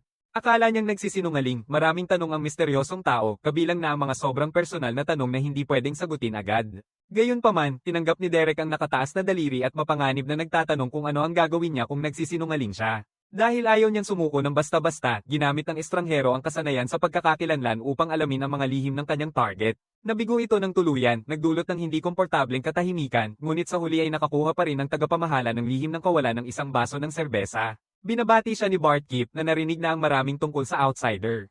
Habang nag-uusap sila, naisip ng lalaki kung gaano kataas ang kanyang antas para mabaigo ang kanyang pagkakakilanlan. Gayon din, pagod na muling tiningnan ni Derek ang nakaputi ng hoodie na lalaki na umalis habang naghahanda si Bart ng isang bote ng kanyang pinakamahusay na serbesa para sa customer. Humihingi siya ng 2 tanso para sa isang magandang baso, ngunit dahil wala siyang pambili sa ngayon, nag-aalok ang mga ngaso ng mahalagang balahibo ng isang level 52 badge pansamantala. Habang ito ay masaya niyang nakakamtan ng isang kwarto ng libre, isang pamilyar na boses ang tumawag sa walang pambili ng pera. Iniaalok ni Mel sa kanya ang isang lugar sa kanilang bahay bilang kabayaran sa lahat ng naibigay niya kay Brandy, pati na ang kanyang sariling nilutong nilagang baboy. Dahil dito, sama-sama siya sa ina na may dalang ilang pinta. Tinanong niya kung ano ang gusto ng mga ngaso kanina, pero binabalewala niya lang ito. Ano man ang hinihiling niya, mas mabuting huwag mapunta sa galit ng isang nagtatrabaho para sa kaharian. Naririnig ni Derek ang pangalan sa kauna-unahang pagkakataon mula nang dumating siya. Isa sa mga pinakamakapangyarihang organisasyon sa kaharian kahit na hindi sila konektado sa hari sa kabila ng kanilang pangalan. Sila ay isang restora na may malaking impluensya, kaya't ang pagiging kasapi ay pinapangarap kahit na mga mayaman at makapangyarihan lang ang pinapayagang kumain doon. Para sa kanilang pinakamatamis na delicacy, ito ay Void Beast. Hindi maisip ni Derek ang ideya na kainin ng Void Beasts. Ang pagkain sa kanila ay nagbibigay ng kamanghamanghang mga bonus at ang pagbibigay ng isa sa hari ay halos garantiya na ikaw ay magiging kasapi. Sinasabi niya na hindi lahat sila kasing lakas ng mga alamat, ngunit karamihan ay kayang wasakin ng mga nayon ng madali. Ang tunay na halaga nila ay nasa kung gaano kabihira ang bawat specimen. Dahil sa nakakatakot sila, karamihan sa mga tao ay ayaw pang banggitin sila na sigurado namang alam na niya. Nauunawaan ang ibig niyang sabihin, tahimik siyang humihinto at tahimik nilang nararating ang bahay. Dumadating ang gabi at ang tahanan ay puno ng mainit na tawa. Inubos ni Derek ang kanyang mangkok ng masarap na nilagang baka dahil ito ang pinakamasarap na pagkain na kanyang natikman sa loob ng maraming taon. Masaya si Mal sa reaksyon, ngunit hindi niya nakakalimutang magpanggap na mapagkumbaba. Kasama ang iba na nakapaligid sa mesa, nagkakasundo silang mas masarap ang pagkain kaysa dati. Samantala, nakatutok pa rin si Thomas sa pagbubukas ng kanyang sistema kinabukasan ng umaga, basta't ayos lang sa kanyang mga lolo at lola. Mabilis nilang ibinibigay ang kanilang pahintulot, alam kung gaano siya kasaya para dito. Ang kailangan na lang gawin ay maghintay na dumating ang bukas, pero biglang nagdagdag si Derek ng isang huling kondisyon at ibinahagi na matagal na siyang hindi nakapagpaligo ng maayos. Agad na nakuha ito, tumakbo si Thomas upang simulan ang pagpapainit ng tubig para sa isang mainit na paliligo, habang ang iba ay natawa sa kung gaano siya ka-adorableng isang dimensional. Sa gitna ng paglubog ng araw, tinutukso ni Brandy ang kanilang panauhin, sinabing may espesyal siyang ibibigay sa kanya.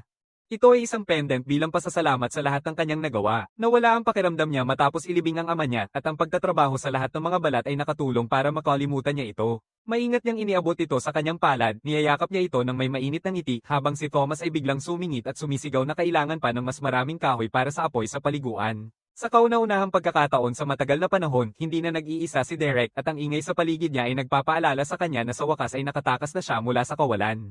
Tumakbo palayo si Derek mula sa nayon habang nakasakay si Thomas sa kanyang likuran, nagwawala at desperadong ayaw bumitaw. Nang mapagtanto nilang narating na nila ang isang lugar na katulad ng iba, biglang huminto ang matanda at tiningnan ang kalagayan ng pasahero niya. Nang una ay naguguluhan ang bata, ngunit bumabalik ang liwanag sa kanyang mga mata nang tanungin kung handa na niyang i-unlock ang kanyang sistema. Sa kanyang pagsang-ayon, binigay sa kanya ang isang balisong at pinaalalahanan na mag-ingat. Hinawakan ni Derek ang sako sa kanyang tabi na nag-iingay ng walang tigil at sinabi sa bata na patayin ang squirrel na nakulong dito. Ngumingiti ng may determinasyon, tinanggap ni Thomas ang tibak at itinutok ito ng malalim sa kumikibot na nilalang. Agad na bumalat sa kanyang katawan ang lakas ng malakas na sistema. Tinanong kung ano ang pakiramdam niya, sinagot niya na nakamit niya ang tagumpay sa pagpatay sa isang monster na level 50 at tinanong kung paano niya nagawa iyon. Ang kutsilyong ipinahiram sa kanya ay gawa ng parehong panday na gumawa ng espada ni Derek. Bago sila magpatuloy, may mahalagang tanong siya sa batang lalaki na malinaw na nagsasabi na balak nitong iwan ang kanilang nayon sa pag-asang maging mas malakas. Sa katulad na paraan, matagal nang nag-iisa si Derek at nauumay na siya sa kalungkutan kaya iniimbitahan niya ang batang ito na samahan siya sa kanyang paglalakbay. Thomas ay nanginig sa kasiyahan, hindi makapaniwala sa pagkakataong napunta sa kanyang mga kamay. Bigla siyang nagpakita ng kalmado at nagsabing wala siyang nakikitang dahilan para tumanggi at sinabihan siyang marami siyang matutunan tungkol kay Derek na hindi pwedeng ibahagi sa iba. Ipinapangako ng batang lalaki na iingatan sila ng buong buhay niya na maaaring sobra na. Poprotektahan niya siya pero kailangan niyang mag-aral ng mabuti at huwag masyadong umasa sa iba. Sa huli, kailangan niyang gawin ang lahat ng utos niya ng walang tanong. Nakababahala ang madilim na kahilingan pero tiniyak na may magandang dahilan sa bawat sasabihin niya. Nawawala ang lahat ng pagdududa sa kanyang puso, muling pinagtitibay ni Thomas ang kanyang hangering sumama sa kanyang mga paglalakbay. Sa bagong kasamahan, sinimulan nila ang kanilang pakikipagsapalaran. Nang una, iniisip ni Derek kung gaano karami ang skill points na meron ng bata. Sabi na may 3, sinabi niya sa bata na magkakaroon siya ng isa lang dahil gugugulin niya ang unang 2 sa meditasyon at kakayahan sa pagkilala. Gaya ng sinabi, ginagawa niya tulad ng ipinangako niya. Bagamat hindi ito nakakabighani, ilan ito sa mga pinakamakapangyarihang kasanayan na maaaring meron. Ang mataas na antas ng meditasyon ay nagbibigay daan sa paggaling kahit habang naglalakad at ang Identify ay nagpoprotekta sa kanyang mga lihim mula sa iba. Sa kabutihang palad, maaari niyang gamitin ang huling puntos niya sa isang mas kapanapanabik na bagay tulad ng kanyang klase. Masigasig na ibinahagi ni Thomas na gusto niyang tumama sa mga tao ng sobrang bilis na hindi pa nila nakikita na paparating siya. Muling ginawa niya ang payo at ginastos ang huling punto sa kakayahan sa magaan na armas. Ang huling gawain ay ilagay ang lahat ng kanyang stats sa lakas at pagtitiis. Kung gusto niyang makasabay, bago pa man masundan ng bata ang kanyang mga salita, tumakbo si Derek palayo, iniwan siya sa likod at sinabing nauuna na siya sa kanilang paligsahan pauwi. Sa hapon, muling nagtipon-tipon ng mga matatanda upang pag-usapan ang mahalagang bagay. Nagtutukod-tukod ang mga daliri ni Derek ng pabigla-bigla, sinasabi niyang maraming tao ang mamamatay. Hindi maintindihan ni Reyna at sinabing humiling siya ng mga level 50 na silver adventurers mula sa guild. Sa kanilang pagkabigla at takot, ibinahagi niya kung paano siya unang pumasok sa gubat at nakatagpo ng isang dungeon na level 100 sa loob nito. Ang sagot ay ginto. Kailangan nila ng isang koponan ng mga level 100 na gold rankers na balak agad ni Richard na i-request. Tinanong kung may mapa ng lugar, tumakbo si Thomas para kunin ito mula sa isang mataas na drawer. Sa paligid ng baryo ni Reyna ay may mga dungeon na alam nila at ilang detalye tungkol sa mga ito. Tinitingnan ni Derek ang pasukan ng kagubatan sa malapit at itinuturo ang bahagyang lugar kung saan dapat nasa ilalim ng dungeon ng mga multo. Pinayagan siyang magdagdag sa mga marka sa mapa at gumuhit ng malaking bilog at ilang malabong detalye sa gubat. Matapos makumpirma na kaya niyang gumawa nito ng kopya, nagtuloy siya kay Reyna na may tanong at tinanong kung bakit mababa ang antas niya sa kabila ng mga dungeon sa paligid nila. Lumampas sa paglabag sa paggamit ng identify sa kanya, ipinaliwanag niya na bihira ang kanyang klase, kaya mas matagal siyang umakyat sa antas. Kakaunti lang ang karanasan na nakukuha ng karamihan sa mga nilalang sa paligid at mahirap iwanan ang kanyang mga tungkulin bilang pinuno. Higit pa rito, ang mga armas sa nayon ay hindi nagtatagal laban sa mga mataas na antas na halimaw. Binato ni Derek siya ng isang espada ng walang paunang babala at sinabing nais niyang sumali siya sa kanyang sesyon ng pagsasanay kasama si Thomas bukas ng umaga. Kung gagawin niya ito, magiging kanya ang espada. Hindi siya makapaniwala na basta na lang siyang binigyan ng ganitong armas, sigurado siyang mahal ito. Sa kanyang pagtanggap, tumango ang pinuno at nangakong dadalo. Lahat sila ay nagkasundo na magkita kinabukasan at si Derek ay pumunta sa tavern para sa gabi. Sa kastilyo ng Graceful, nagreklamo at umiyak si Ace sa kanyang ama na kailangan niya ng mga karagdagang puwersa. Binubulyawan siya ni Walt dahil sa pagiging maliit na tao na gagawin ang lahat para mangbuli ng isang maliit na nayon sa hangganan. Nabalitaan ng Panginoon na ang baryo ay humiling pa nga ng silver rank na koponan para ayusin ang isang bagay na dapat sana ay siya na ang nakakaresolba. Ayaw niyang magpatalo sa isa pang kahihiyan mula sa kanyang anak, inutusan niya itong bumalik at gawin ang hinihingi. Sinubukan ni Ace na magtalo tulad ng matigas na bata siya, ngunit tuluyang napatahimik ng galit na ama niya. Pinaikit niya ang mga ngipin sa galit at humarap na nagmamaliit, tahimik na nangakong haharapin niya ang problema ng mag-isa. Sumali si Reyna sa pagsasanay tulad ng napagkasundoan, ngunit hindi siya masyadong sigurado sa mga tagubilin. Uulitin ni Derek ito at sinabing saktan niya ang kanyang hubad na katawan ng buong lakas, sinasabi sa kanya na magtiwala. Mas pinili niyang sirain ang kanyang luma ng short kaysa masira ang isa pang bihirang top. Dahil sa pagtatanong niya ng sobra, pinapalibutan ng makapangyarihang enerhiya ng chief ang kanyang espada at sinasalpok ito ng bahagyang lakas upang maiwasang masaktan siya. Tumalima siya ng buong pagtanggap kahit na bahagyang ngumiti. Samantala, hindi makapaniwala si Thomas sa ideya ng kanyang amo tungkol sa pagsasanay at nagdududa na sa paglalakbay kasama siya. Tumatama ang Tempest Blade sa katawan ni Derek nang walang depensa. Nagulat sila sa resulta dahil hindi man lang nito nabasag ang kanyang dambuhalang balat. Lubos siyang humanga, pinupuri si Reyna at sinabing huwag siyang mag-atubiling gawin ang lahat sa susunod. Nang sa wakas ay naintindihan niya kung gaano siya kalakas, itinaas niya ang kanyang espada upang umatake muli, sa pagkakataong ito gamit ang buong lakas niya. 5 minuto ang lumipas, nakahandusay siya sa sahig matapos maubos ang kanyang mana. Habang nagme-meditate siya para makarecover, tinawag si Thomas para mag-umpisa. Agad na ibinababa ng bata ang kanyang mga armas. Para sa kanyang pagsasanay, sinabihan siyang pumili ng isang sandata na gusto niya at subukang patayin siya. Gaya ng dati, nakakatawang utos ang nagpapagilan sa kanilang pandinig, ngunit naalala nilang nakita nilang tinanggap ni Derek ang 30 kidlat ng hangin nang hindi nasasaktan. Sa kabutihang palad, nakapagpapahinga ng bahagya ang bata. Tumalon pabalik ang kanyang guro upang magbigay sa kanya ng distansya bago siya sumubok. Pamusok si Thomas ng malakas na sigaw, ngunit pumikit siya at tuluyang nabigo sa kanyang target. Isang nakakahiyang katahimikan ng pumuno sa hangin at hindi makapaniwala ang alinman sa kanila na nabigo siyang tamaan ng hindi gumagalaw na target. Sinabihan na maging mas mahusay, humihingi siya ng tawad at nangakong hindi na uulitin, ngunit agad itong nasira ng isang malawak na sipa ang tumama sa hangin. Dahil dito, iminumungkahi ni Derek na subukan muna ang ibang armas na nagdulot ng pagtutol at pagtanggi mula sa bata. Naalala niya ang kanyang pangakong susunod kahit ano paman, kaya't pinapagawa siyang subukan muli gamit ang sibat. Ganito nila ginugol ang susunod na ilang araw. Mas lalong tumindi ang mga atake ni Reyna, parehong sa kanyang Tempest Blade at sa kanyang kakayahan sa pagtanggi sa mahika. Patuloy na nahihirapan si Thomas sa mga dagger, ngunit kahanga-hanga ang kanyang kakayahan sa espada at kalasag. Sa gitna ng pagsasanay, nakakita si Derek ng ilang mga halimaw na pwedeng patayin niya at para kay Brandy na magprakti.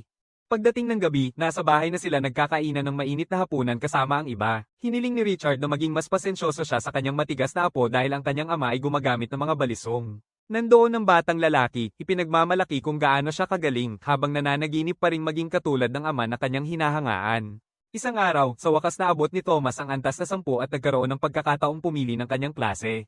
Pinayuhan siyang maging matalino at piliin ang pinakamahusay, hindi lang yung sa tingin niya ay pinaka-cool. Ang masiglang pagtango ng bata ay medyo nakapagpakalma sa kanya, kaya tumingin siya palayo habang ang bata ay nagtatap sa kanyang sistema. Sana ay mabigyan siya ng magagandang pagpipilian, lalo na't nagsusumikap siya ng husto. Patuloy ang mga pag-click ng walang pag-aatubili. Ang lakas ng bagong klase ay bumalat sa kanya, ngunit hindi man lang siya nagtatanong sa kanyang master tungkol dito. Iniikot niya ang taybak sa kamay niya, sinabing hindi na kailangan dahil meron na siyang perpektong opsyon mula pa noong simula. Galit na galit si Derek, naisip na kung ano ang nangyari. Pinili ng batang lalaki ang klase na Rogue, isang medyo bihirang klase, ngunit pareho sa klase ng kanyang ama. Tinanong siya kung walang mas maganda o mas bihirang klase at kung pinili niya lang ang klase ng kanyang ama nang hindi nag-iisip. Pinulot ni Thomas ang taybak na kanyang binaba, pinatutunayan ang hinala ng kanyang amo. Habang pinagmamalaki kung gaano kakul ang tatay niya, pinutol siya ni Derek, pinaalalahanan siyang patay na ang tatay niya at hindi siya magaling sa mga balisong. Nabalik siya sa katotohanan na isa lamang siyang bata, hindi karapat-dapat na sumama sa kanyang mga paglalakbay. Ang batang lalaki ay napahiga sa kanyang mga tuhod at umiiyak habang nananawagan sa kanya na isama siya. Paano niya magagawang kunin ang isang tao na hindi niya masiguro na susunod sa kanyang sinasabi, sa kabila ng kanilang mga pangako? Lubos na pag-asa, ginagawa ni Thomas ang hindi inaasahan at nanunumpa sa dakilang sistema na panatilihing lihim ang kanyang mga sikreto. Sinasabi ng sistema na mawawala ang kanyang klase at mga kasanayan kung lalabag siya sa pangmatagalang sumpa. Kagaya ito ng kasanayan sa kontrata mula sa kanyang nakaraang sistema, ngunit mas matindi talaga. Kahit si Derek ay nagtatanong kung bakit niya kailangang umabot sa ganito, dahil halatang halata na siyang desperado, binibigyan ng batang ito ng pangalawa at huling pagkakataon para sa kanyang kaligtasan. Ang susunod na hakbang ay umuwi at mag-empake ng kanyang mga gamit dahil papasok sila sa isang dungeon sa ilang araw. Samantala, naglalakbay ang grupo ng mga may kaya sa kanilang mga karwahe, umiinom ng alak ng walang alalahanin. Naiistorang bumalik sa mababang nayon na sobrang amoy na nanatili sa kanilang buhok ng ilang araw. Habang patuloy ang mga reklamo at pag-iyak, tahimik si Joff dahil alam niya ang mas tama. Pinagalitan ni Ace silang lahat dahil sa ingay at nakakainis at sinabing malapit nang matapos ang lahat. Natagpuan ng dalawa ang portal sa tabi ng isang burol. Dapat nilang mapatakbo ang isang dungeon na level 25 ng 2 beses bago maging masyadong mataas ang level ni Derek. Dapat nitong bigyan si Thomas ng maraming karanasan bago sila tumungo sa mas malalaking bagay. Kahit na nasabihan na siya tungkol sa pagtatapos ng dungeon, hindi pa rin maintindihan ng batang lalaki kung ano ang ginagawa nila roon. Isa itong portal na level 25 na hindi dapat makapasok kahit sino sa kanila. Sa wakas, malalaman na niya ang isa sa mga lihim na hindi niya pwedeng ikwento sa kahit sino. Inilalagay nila ang kanilang mga kamay sa umiindayog na bola ng kapangyarihan na nagdudulot ng isang tugon na nagpapakita ng kanilang mga estadistika bilang mga adventurer. Nabubulabog si Thomas sa gulat, unang beses niyang nakita na si Derek ay level 18 lamang. Hindi ka panipaniwala, pero ibig sabihin nito ay maaari silang mag-dungeon sa mababang antas ng walang tunay na panganib na mamatay. Sabi ng kanyang master na hindi magiging ganoon kadali dahil nandyan lang siya para panoorin siyang lumaban. Sa huli, walang mas mahusay na pagsasanay kaysa sa pakikipaglaban sa isang taong pwedeng siyang patayin kapag binigyan ng pagkakataon. Pumasok ang tatlo sa dungeon at natagpuan ang kanilang sarili sa isang maulang gubat na puno ng makapal na damo at makapal na halaman. Dahil ito ang unang beses ni Thomas, syempre nakakaramdam siya ng takot at nervyos, pero binigyan siya ng mga mataas na antas na tibak at ang baluti mula kay Brandy ay dapat siyang maprotektahan mula sa halos lahat ng nasa loob. Dapat mayroon siyang sapat na lakas upang tumanggap ng ilang tama at magagamot gamit ang kapangyarihan ni Derek kung kinakailangan. May ilang patong ng proteksyon, kaya hindi siya dapat mag-alala. Sigurado, mag-enjoy talaga siya. Nangunguna ang veterano papalalim. Malinang ang napatunayan ito, habang si Thomas ay inabot ng ilang oras na tinatakbuhan, naipit, nilalawayan, at nasasaktan ng mga dambuhalang insekto, habang nananawagan siya ng tulong kay Derek. Habang tinutulungan siya ng kanyang tagapag-alaga na makalaya mula sa mga pangil ng halimaw, hawak niya ang kanyang sirang braso at nagtatanong kung bahagi ba iyon ng kasiyahan. Muling lumalabas ang kanyang kabaliwan, sinasabi niyang ayos lang lahat dahil hindi naman siya namatay. Tinitingnan ng mabuti ang sirang braso, ipinakita niya ang palad at ginamit ang isang kasanayan para pagalingin ang mga bali na buto. Sa gulat ng bata, nagawa niyang ice wing ito na parang walang nangyari. Pagkatapos niyon, kailangan nilang bumalik at tapusin ang paglilinis sa dungeon. Tahimik na tinatanong ni Thomas ang kanyang mga desisyon at unti-unting napapansin niya na may kakaibang bagay sa kanyang master dahil sa kanyang positibong pananaw. Ilang sandali ang lumipas, sumilip ang ulo niya mula sa isang bush at pinanood ang isang halimaw na langgam. Ito na sana ang pagkakataon niyang patayin ito, ngunit hindi mapigilan ng katawan niya ang panginginig sa pag-aalala. Sa wakas ay nagkaroon siya ng lakas ng loob at tumakbo palabas na hawak ang kanyang balisong, ngunit naramdaman ng target ang kanyang presensya at agad na humarap. Lumipad dito pataas at nakaiwas bago pa man tumama ang espada ng tao sa katawan nito. Samantala, hindi maiwasan ni Derek ang mahabag at mawalan ng pag-asa habang ang kanyang estudyante ay tinulak palayo ng isang malakas na suntok. Dahil bumagsak ng matindi ang katawan niya sa lupa, natagpuan niyang nakulong siya, hindi magawa ang kahit ano habang nakatayo ang kalaban para sa huling suntok. Pinapakiusapan siyang umiwas, gamulong siya palayo, tinataga ang isang paa ng halimaw upang makahanap ng pagkakataon. Ito'y nagbigay ng ilang papuri mula kay Derek na hinikayat siyang magpatuloy. Gayunpaman, nabigo siyang depensahan ng susunod na atake ng kabute na nagtulak sa kanya ng husto sa malapit na puno. Habang mukhang karaniwang tela lang ito, nananatili ang matibay niyang baluti at pinoprotektahan siya, kaya tahimik siyang nagpasalamat kay Brandy. Sa bagong pag-asa, kinuha niya ang kanyang balisong at tinadtad ang sungay ng kalaban. Sumigaw ito sa galit at sakit, ngunit iniwan nitong bukas ng husto ang sarili para sa suntok ng kamatayan ni Thomas na malalim na tumama sa kanyang ulo. Sa huli, huminga ng malalim ang bata at napagod habang nakahandusay ang kalaban sa harap niya. Hindi masabi ni Derek na maganda ang kinalabasan, pero tiyak na mas maganda ito kumpara noong dati siya. Ngayon, oras na para pag-usapan ang kanyang kamanghamanghang pagganap at tinanong muna siya kung ano ang mali niya. Sabi ni Thomas na masyadong malakas ang kanyang pag-ikot kaya siya nalaglag ng hindi sinasadyang mawala ng balanse nang mabaigaw siya. Mali siya bago pa man niya maabot ang kuliglig dahil hindi ginamit ang stealth skill mula sa kanyang rogue class. Nang tanungin kung bakit hindi niya ito ginamit, napaatras ang batang lalaki sa tanong. Iniisip niya ang tanong at sinubukan niyang magbigay ng wastong dahilan, ngunit wala ni isang makatwirang paliwanag ang lumabas. Dahil wala nang ibang pagpipilian, tahasang inamin niya na nakalimutan niyang meron pa pala siya nito. Nakalimutan niya ang nag-iisang kasanayan mula sa klase na pinili niya laban sa mungkahi ng kanyang master. Nag-aalab ang pawis sa hiya, alam niya mismo na isang katawa-tawang dahilan iyon. Derek lang ang huminga ng malalim at nagmura sa inis na pagtanto na sobrang tanga ng kanyang estudyante. Ang mga gulong ng karwahe ay kumakalampag sa hindi pantay na daan hanggang sa huminto ito sa harap ng gate ng isang nayo ng reyna. Nang makita ang isang tao na bumababa, hinihiling ng guard na magpakilala muna bago pumasok. Ngunit, sinasaktan lang siya ng sinuman gamit ang isang malakas na sipa ng mahika. Binato ni Ace ang pinto ng malakas, walang pakialam sa mga patakaran. Nagtataka ang mga taga-nayon kung sila ba ay inaatak. Ang mga may lupa ay nagpatuloy lang sa paglakad, ipinahayag na sila ay dumating bilang tugon sa hiling ng tulong at narito upang iligtas silang lahat mula sa dungeon. Isang tao ang humawak ng espada, tumatangging sa tulong na kanilang inaalok.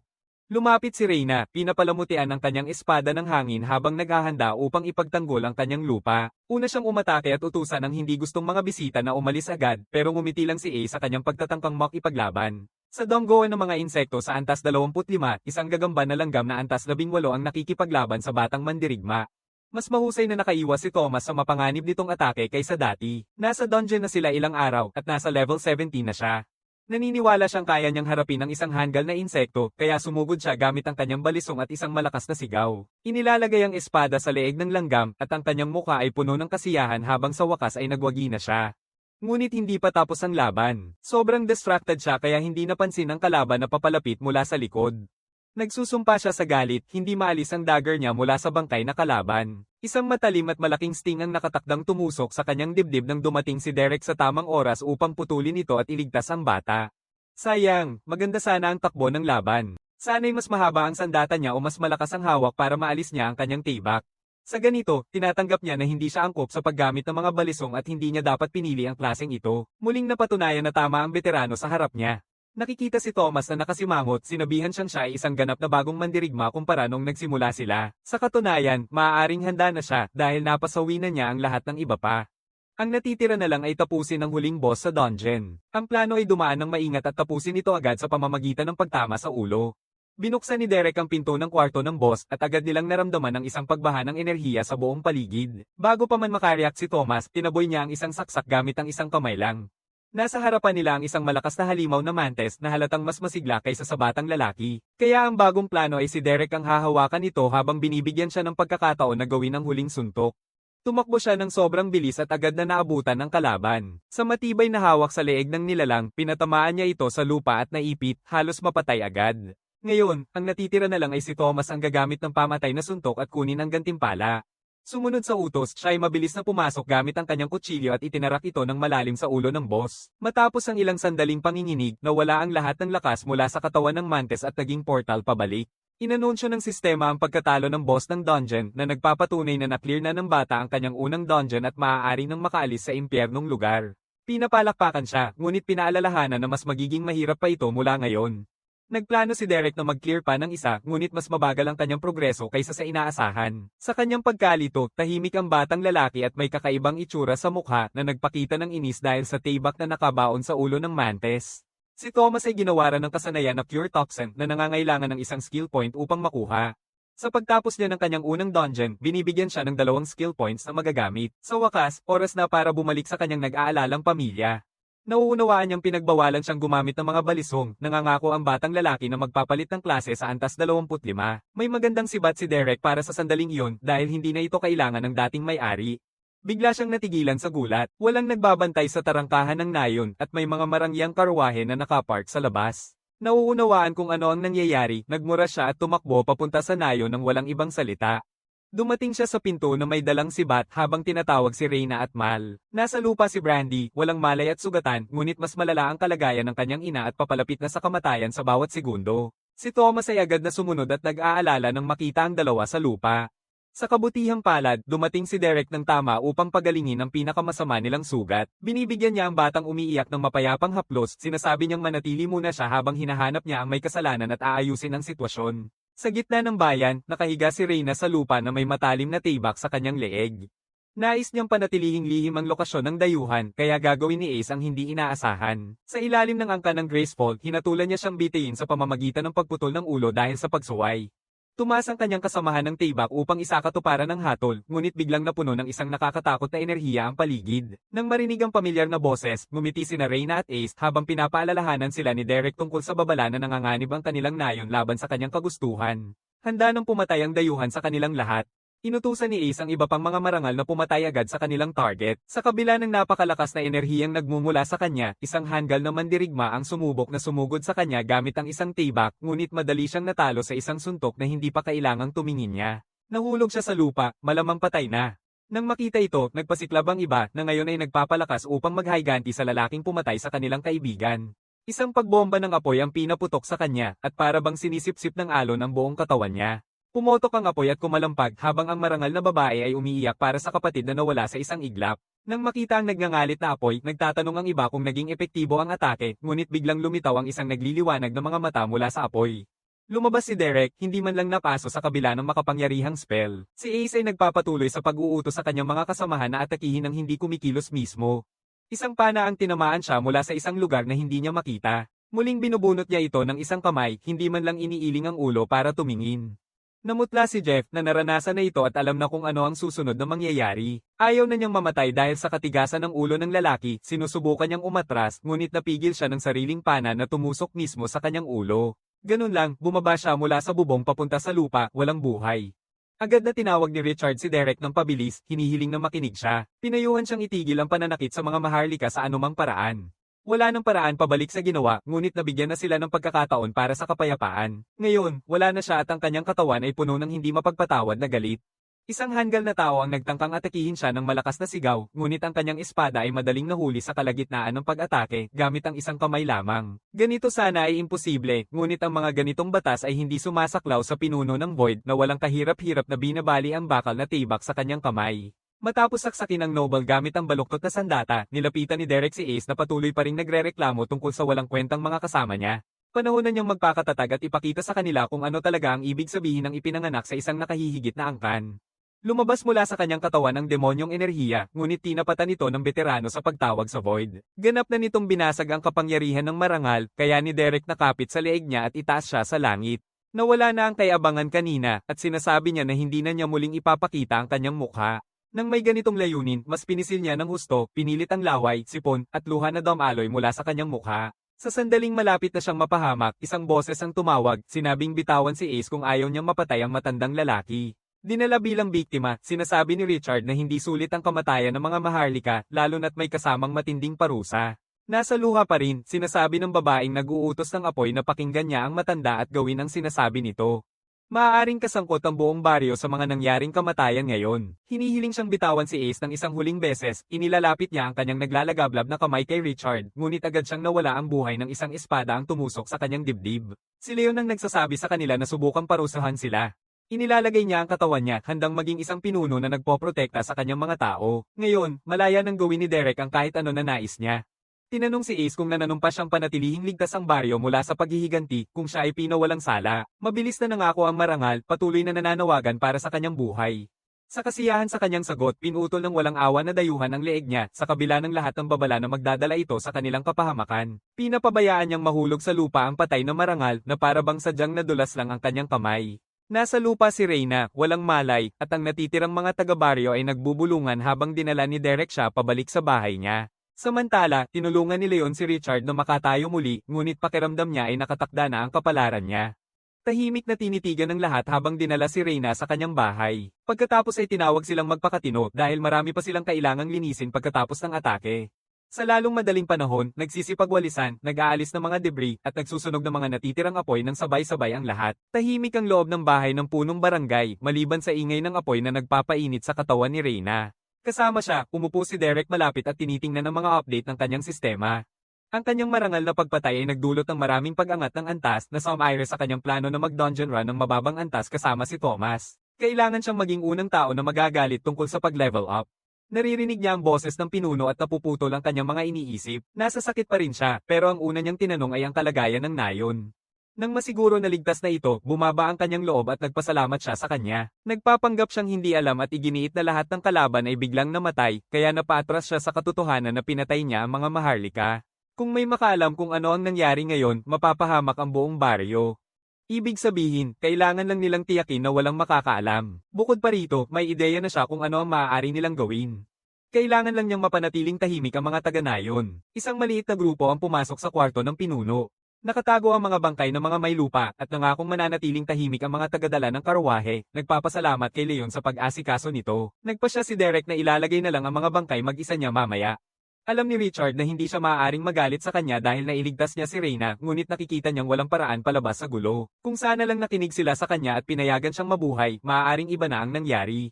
Nasisiguro niya na may plano, ngunit hindi ito magagawa mag-isa. Kailangan ng tulong ng lahat ng nasa kwarto.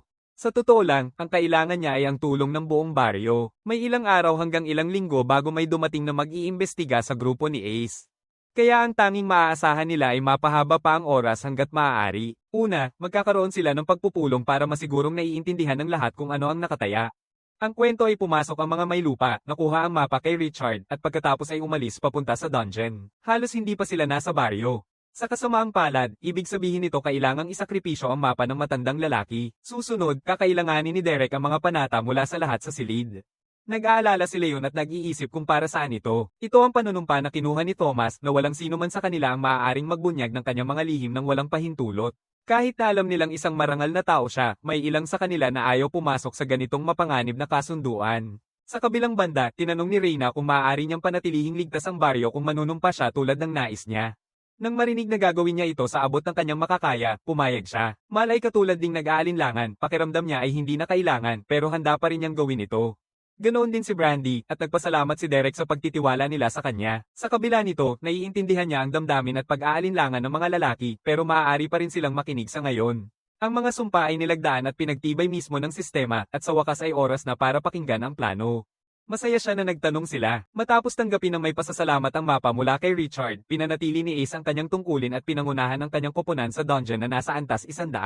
Salamat sa kanilang matapang na pagsisikap, napigilan ang pagdami ng mga dungeon at halimaw, at sa tamang kontrol, mapipigilan din ang pagkalat ng sakit. Sa kasamaang palad, nawasak ang kanyang koponan sa loob ng dungeon, at nagtamo si Ace ng malubhang sugat mula sa acid gulbos. Habang halos makaligtas siya, sa huli ay pumanaw siya bago pa man makuha ang tamang lunas. Sa isipan ng kaligtasan ng nayon, siya ay gagawin nilang isang bayani na nag-alay ng kanyang buhay para sa kanyang mga tao. Ilan sa kanila ay mag-iisip na ito ang sinasabi ng investigasyon kapag naisakatuparan na ang kanyang plano. Lahat ng nasa silid ay nagulat at hindi makapaniwala sa masalimuot na kwento. Sinasabi ni Derek na hindi nila kailangang sumali kung ayaw nila. Kaya niyang gawin ang mga bagay ng mag-isa, pero ito ay isang magandang pagkakataon para sa lahat na lumakas at makakuha ng mga bihirang gantimpala. Bukod pa rito, may mga bagay siyang naisubukan at pag-aralan pa tungkol sa sistema sa bagong mundo kung nasaan siya. Iniisip niya na ang mga karanasan ng isang tao bago umabot sa antas 10 ay may malaking epekto sa mga klase na iaalok sa kanila. Habang nakatingin kay Brandy, alam niya na maaaring ialok sa kanya ang isang bagay na kamangha-mangha at espesyal. Tinanong ni Mau kung bakit pumapasok sila sa mas mababang antas ng dungeon at nililinis ito habang naghihintay si Derek. Tumingin lang siya sa kanya at sinabing magtiwala siya sa kanya na mauunawaan din niya agad. Pagkatapos ay sinabi niya na kailangan nilang magmadali, kaya binuhat niya si Brandy sa likod niya at tumakbo patungo sa direksyon ng dungeon. Hindi nila alam, may isang presensya na masusing nagmamasid sa kanila. Pagkatapos, narating nila ang pasukan ng Beast Dungeon na nasa level 50. Tapos, tumatawid sila sa isang kahoy na tulay. Nangangatal ang mga hita ni Thomas habang naglalakad, pagod mula sa pagtakas mula sa nayon. Itinuro ni Derek na dahil lahat sila ay nangakong hindi isisiwalat ang kanyang mga lihim, isisiwalat na niya ito ngayon. Inuudi niya ang kanyang sistema at nagulat si Reyna nang makita na mas mababa ang antas niya kaysa sa kanya, kahit na mas malakas siya sa kanya. Nangako siyang magpapakita pa ng higit pero sa ngayon, kailangan nilang sakupin ang dungeon. Kaya pumasok na sila dito. Nakakita sila ng isang base kung saan maaari silang manatili habang nagpaplano para sa kanilang paggalugad. Si Derek ay balak lumabas para labanan ng maraming halimaw hanggang sa halos mamatay at dalhin sila pabalik sa base para tapusin nina Thomas at Mao. Uulitin nila ang estratehiya hanggang maabot nila ang level 30. Iminumungkahi niya na tingnan ni Mao ang lahat ng opsyon para sa pag-upgrade ng klase niya kapag naabot na niya ang level 25. Tumingin siya kay Thomas at tiniyak ng bata na alam niya ang kanyang ginagawa at hindi na muling pipiliin ang klase ng kutsilyo. Alam niyang mas magaling si Reyna, iniimbitahan siya ni Derek na sumama sa labanan ng mga monster sa labas, pero kapag nararamdaman niyang nasa panganib siya, pinapayagan siyang bumalik sa base at magpahinga. Pagkatapos ay tiningnan ni Brandy siya at sabik na tinanong kung ano ang kanyang gagampanan.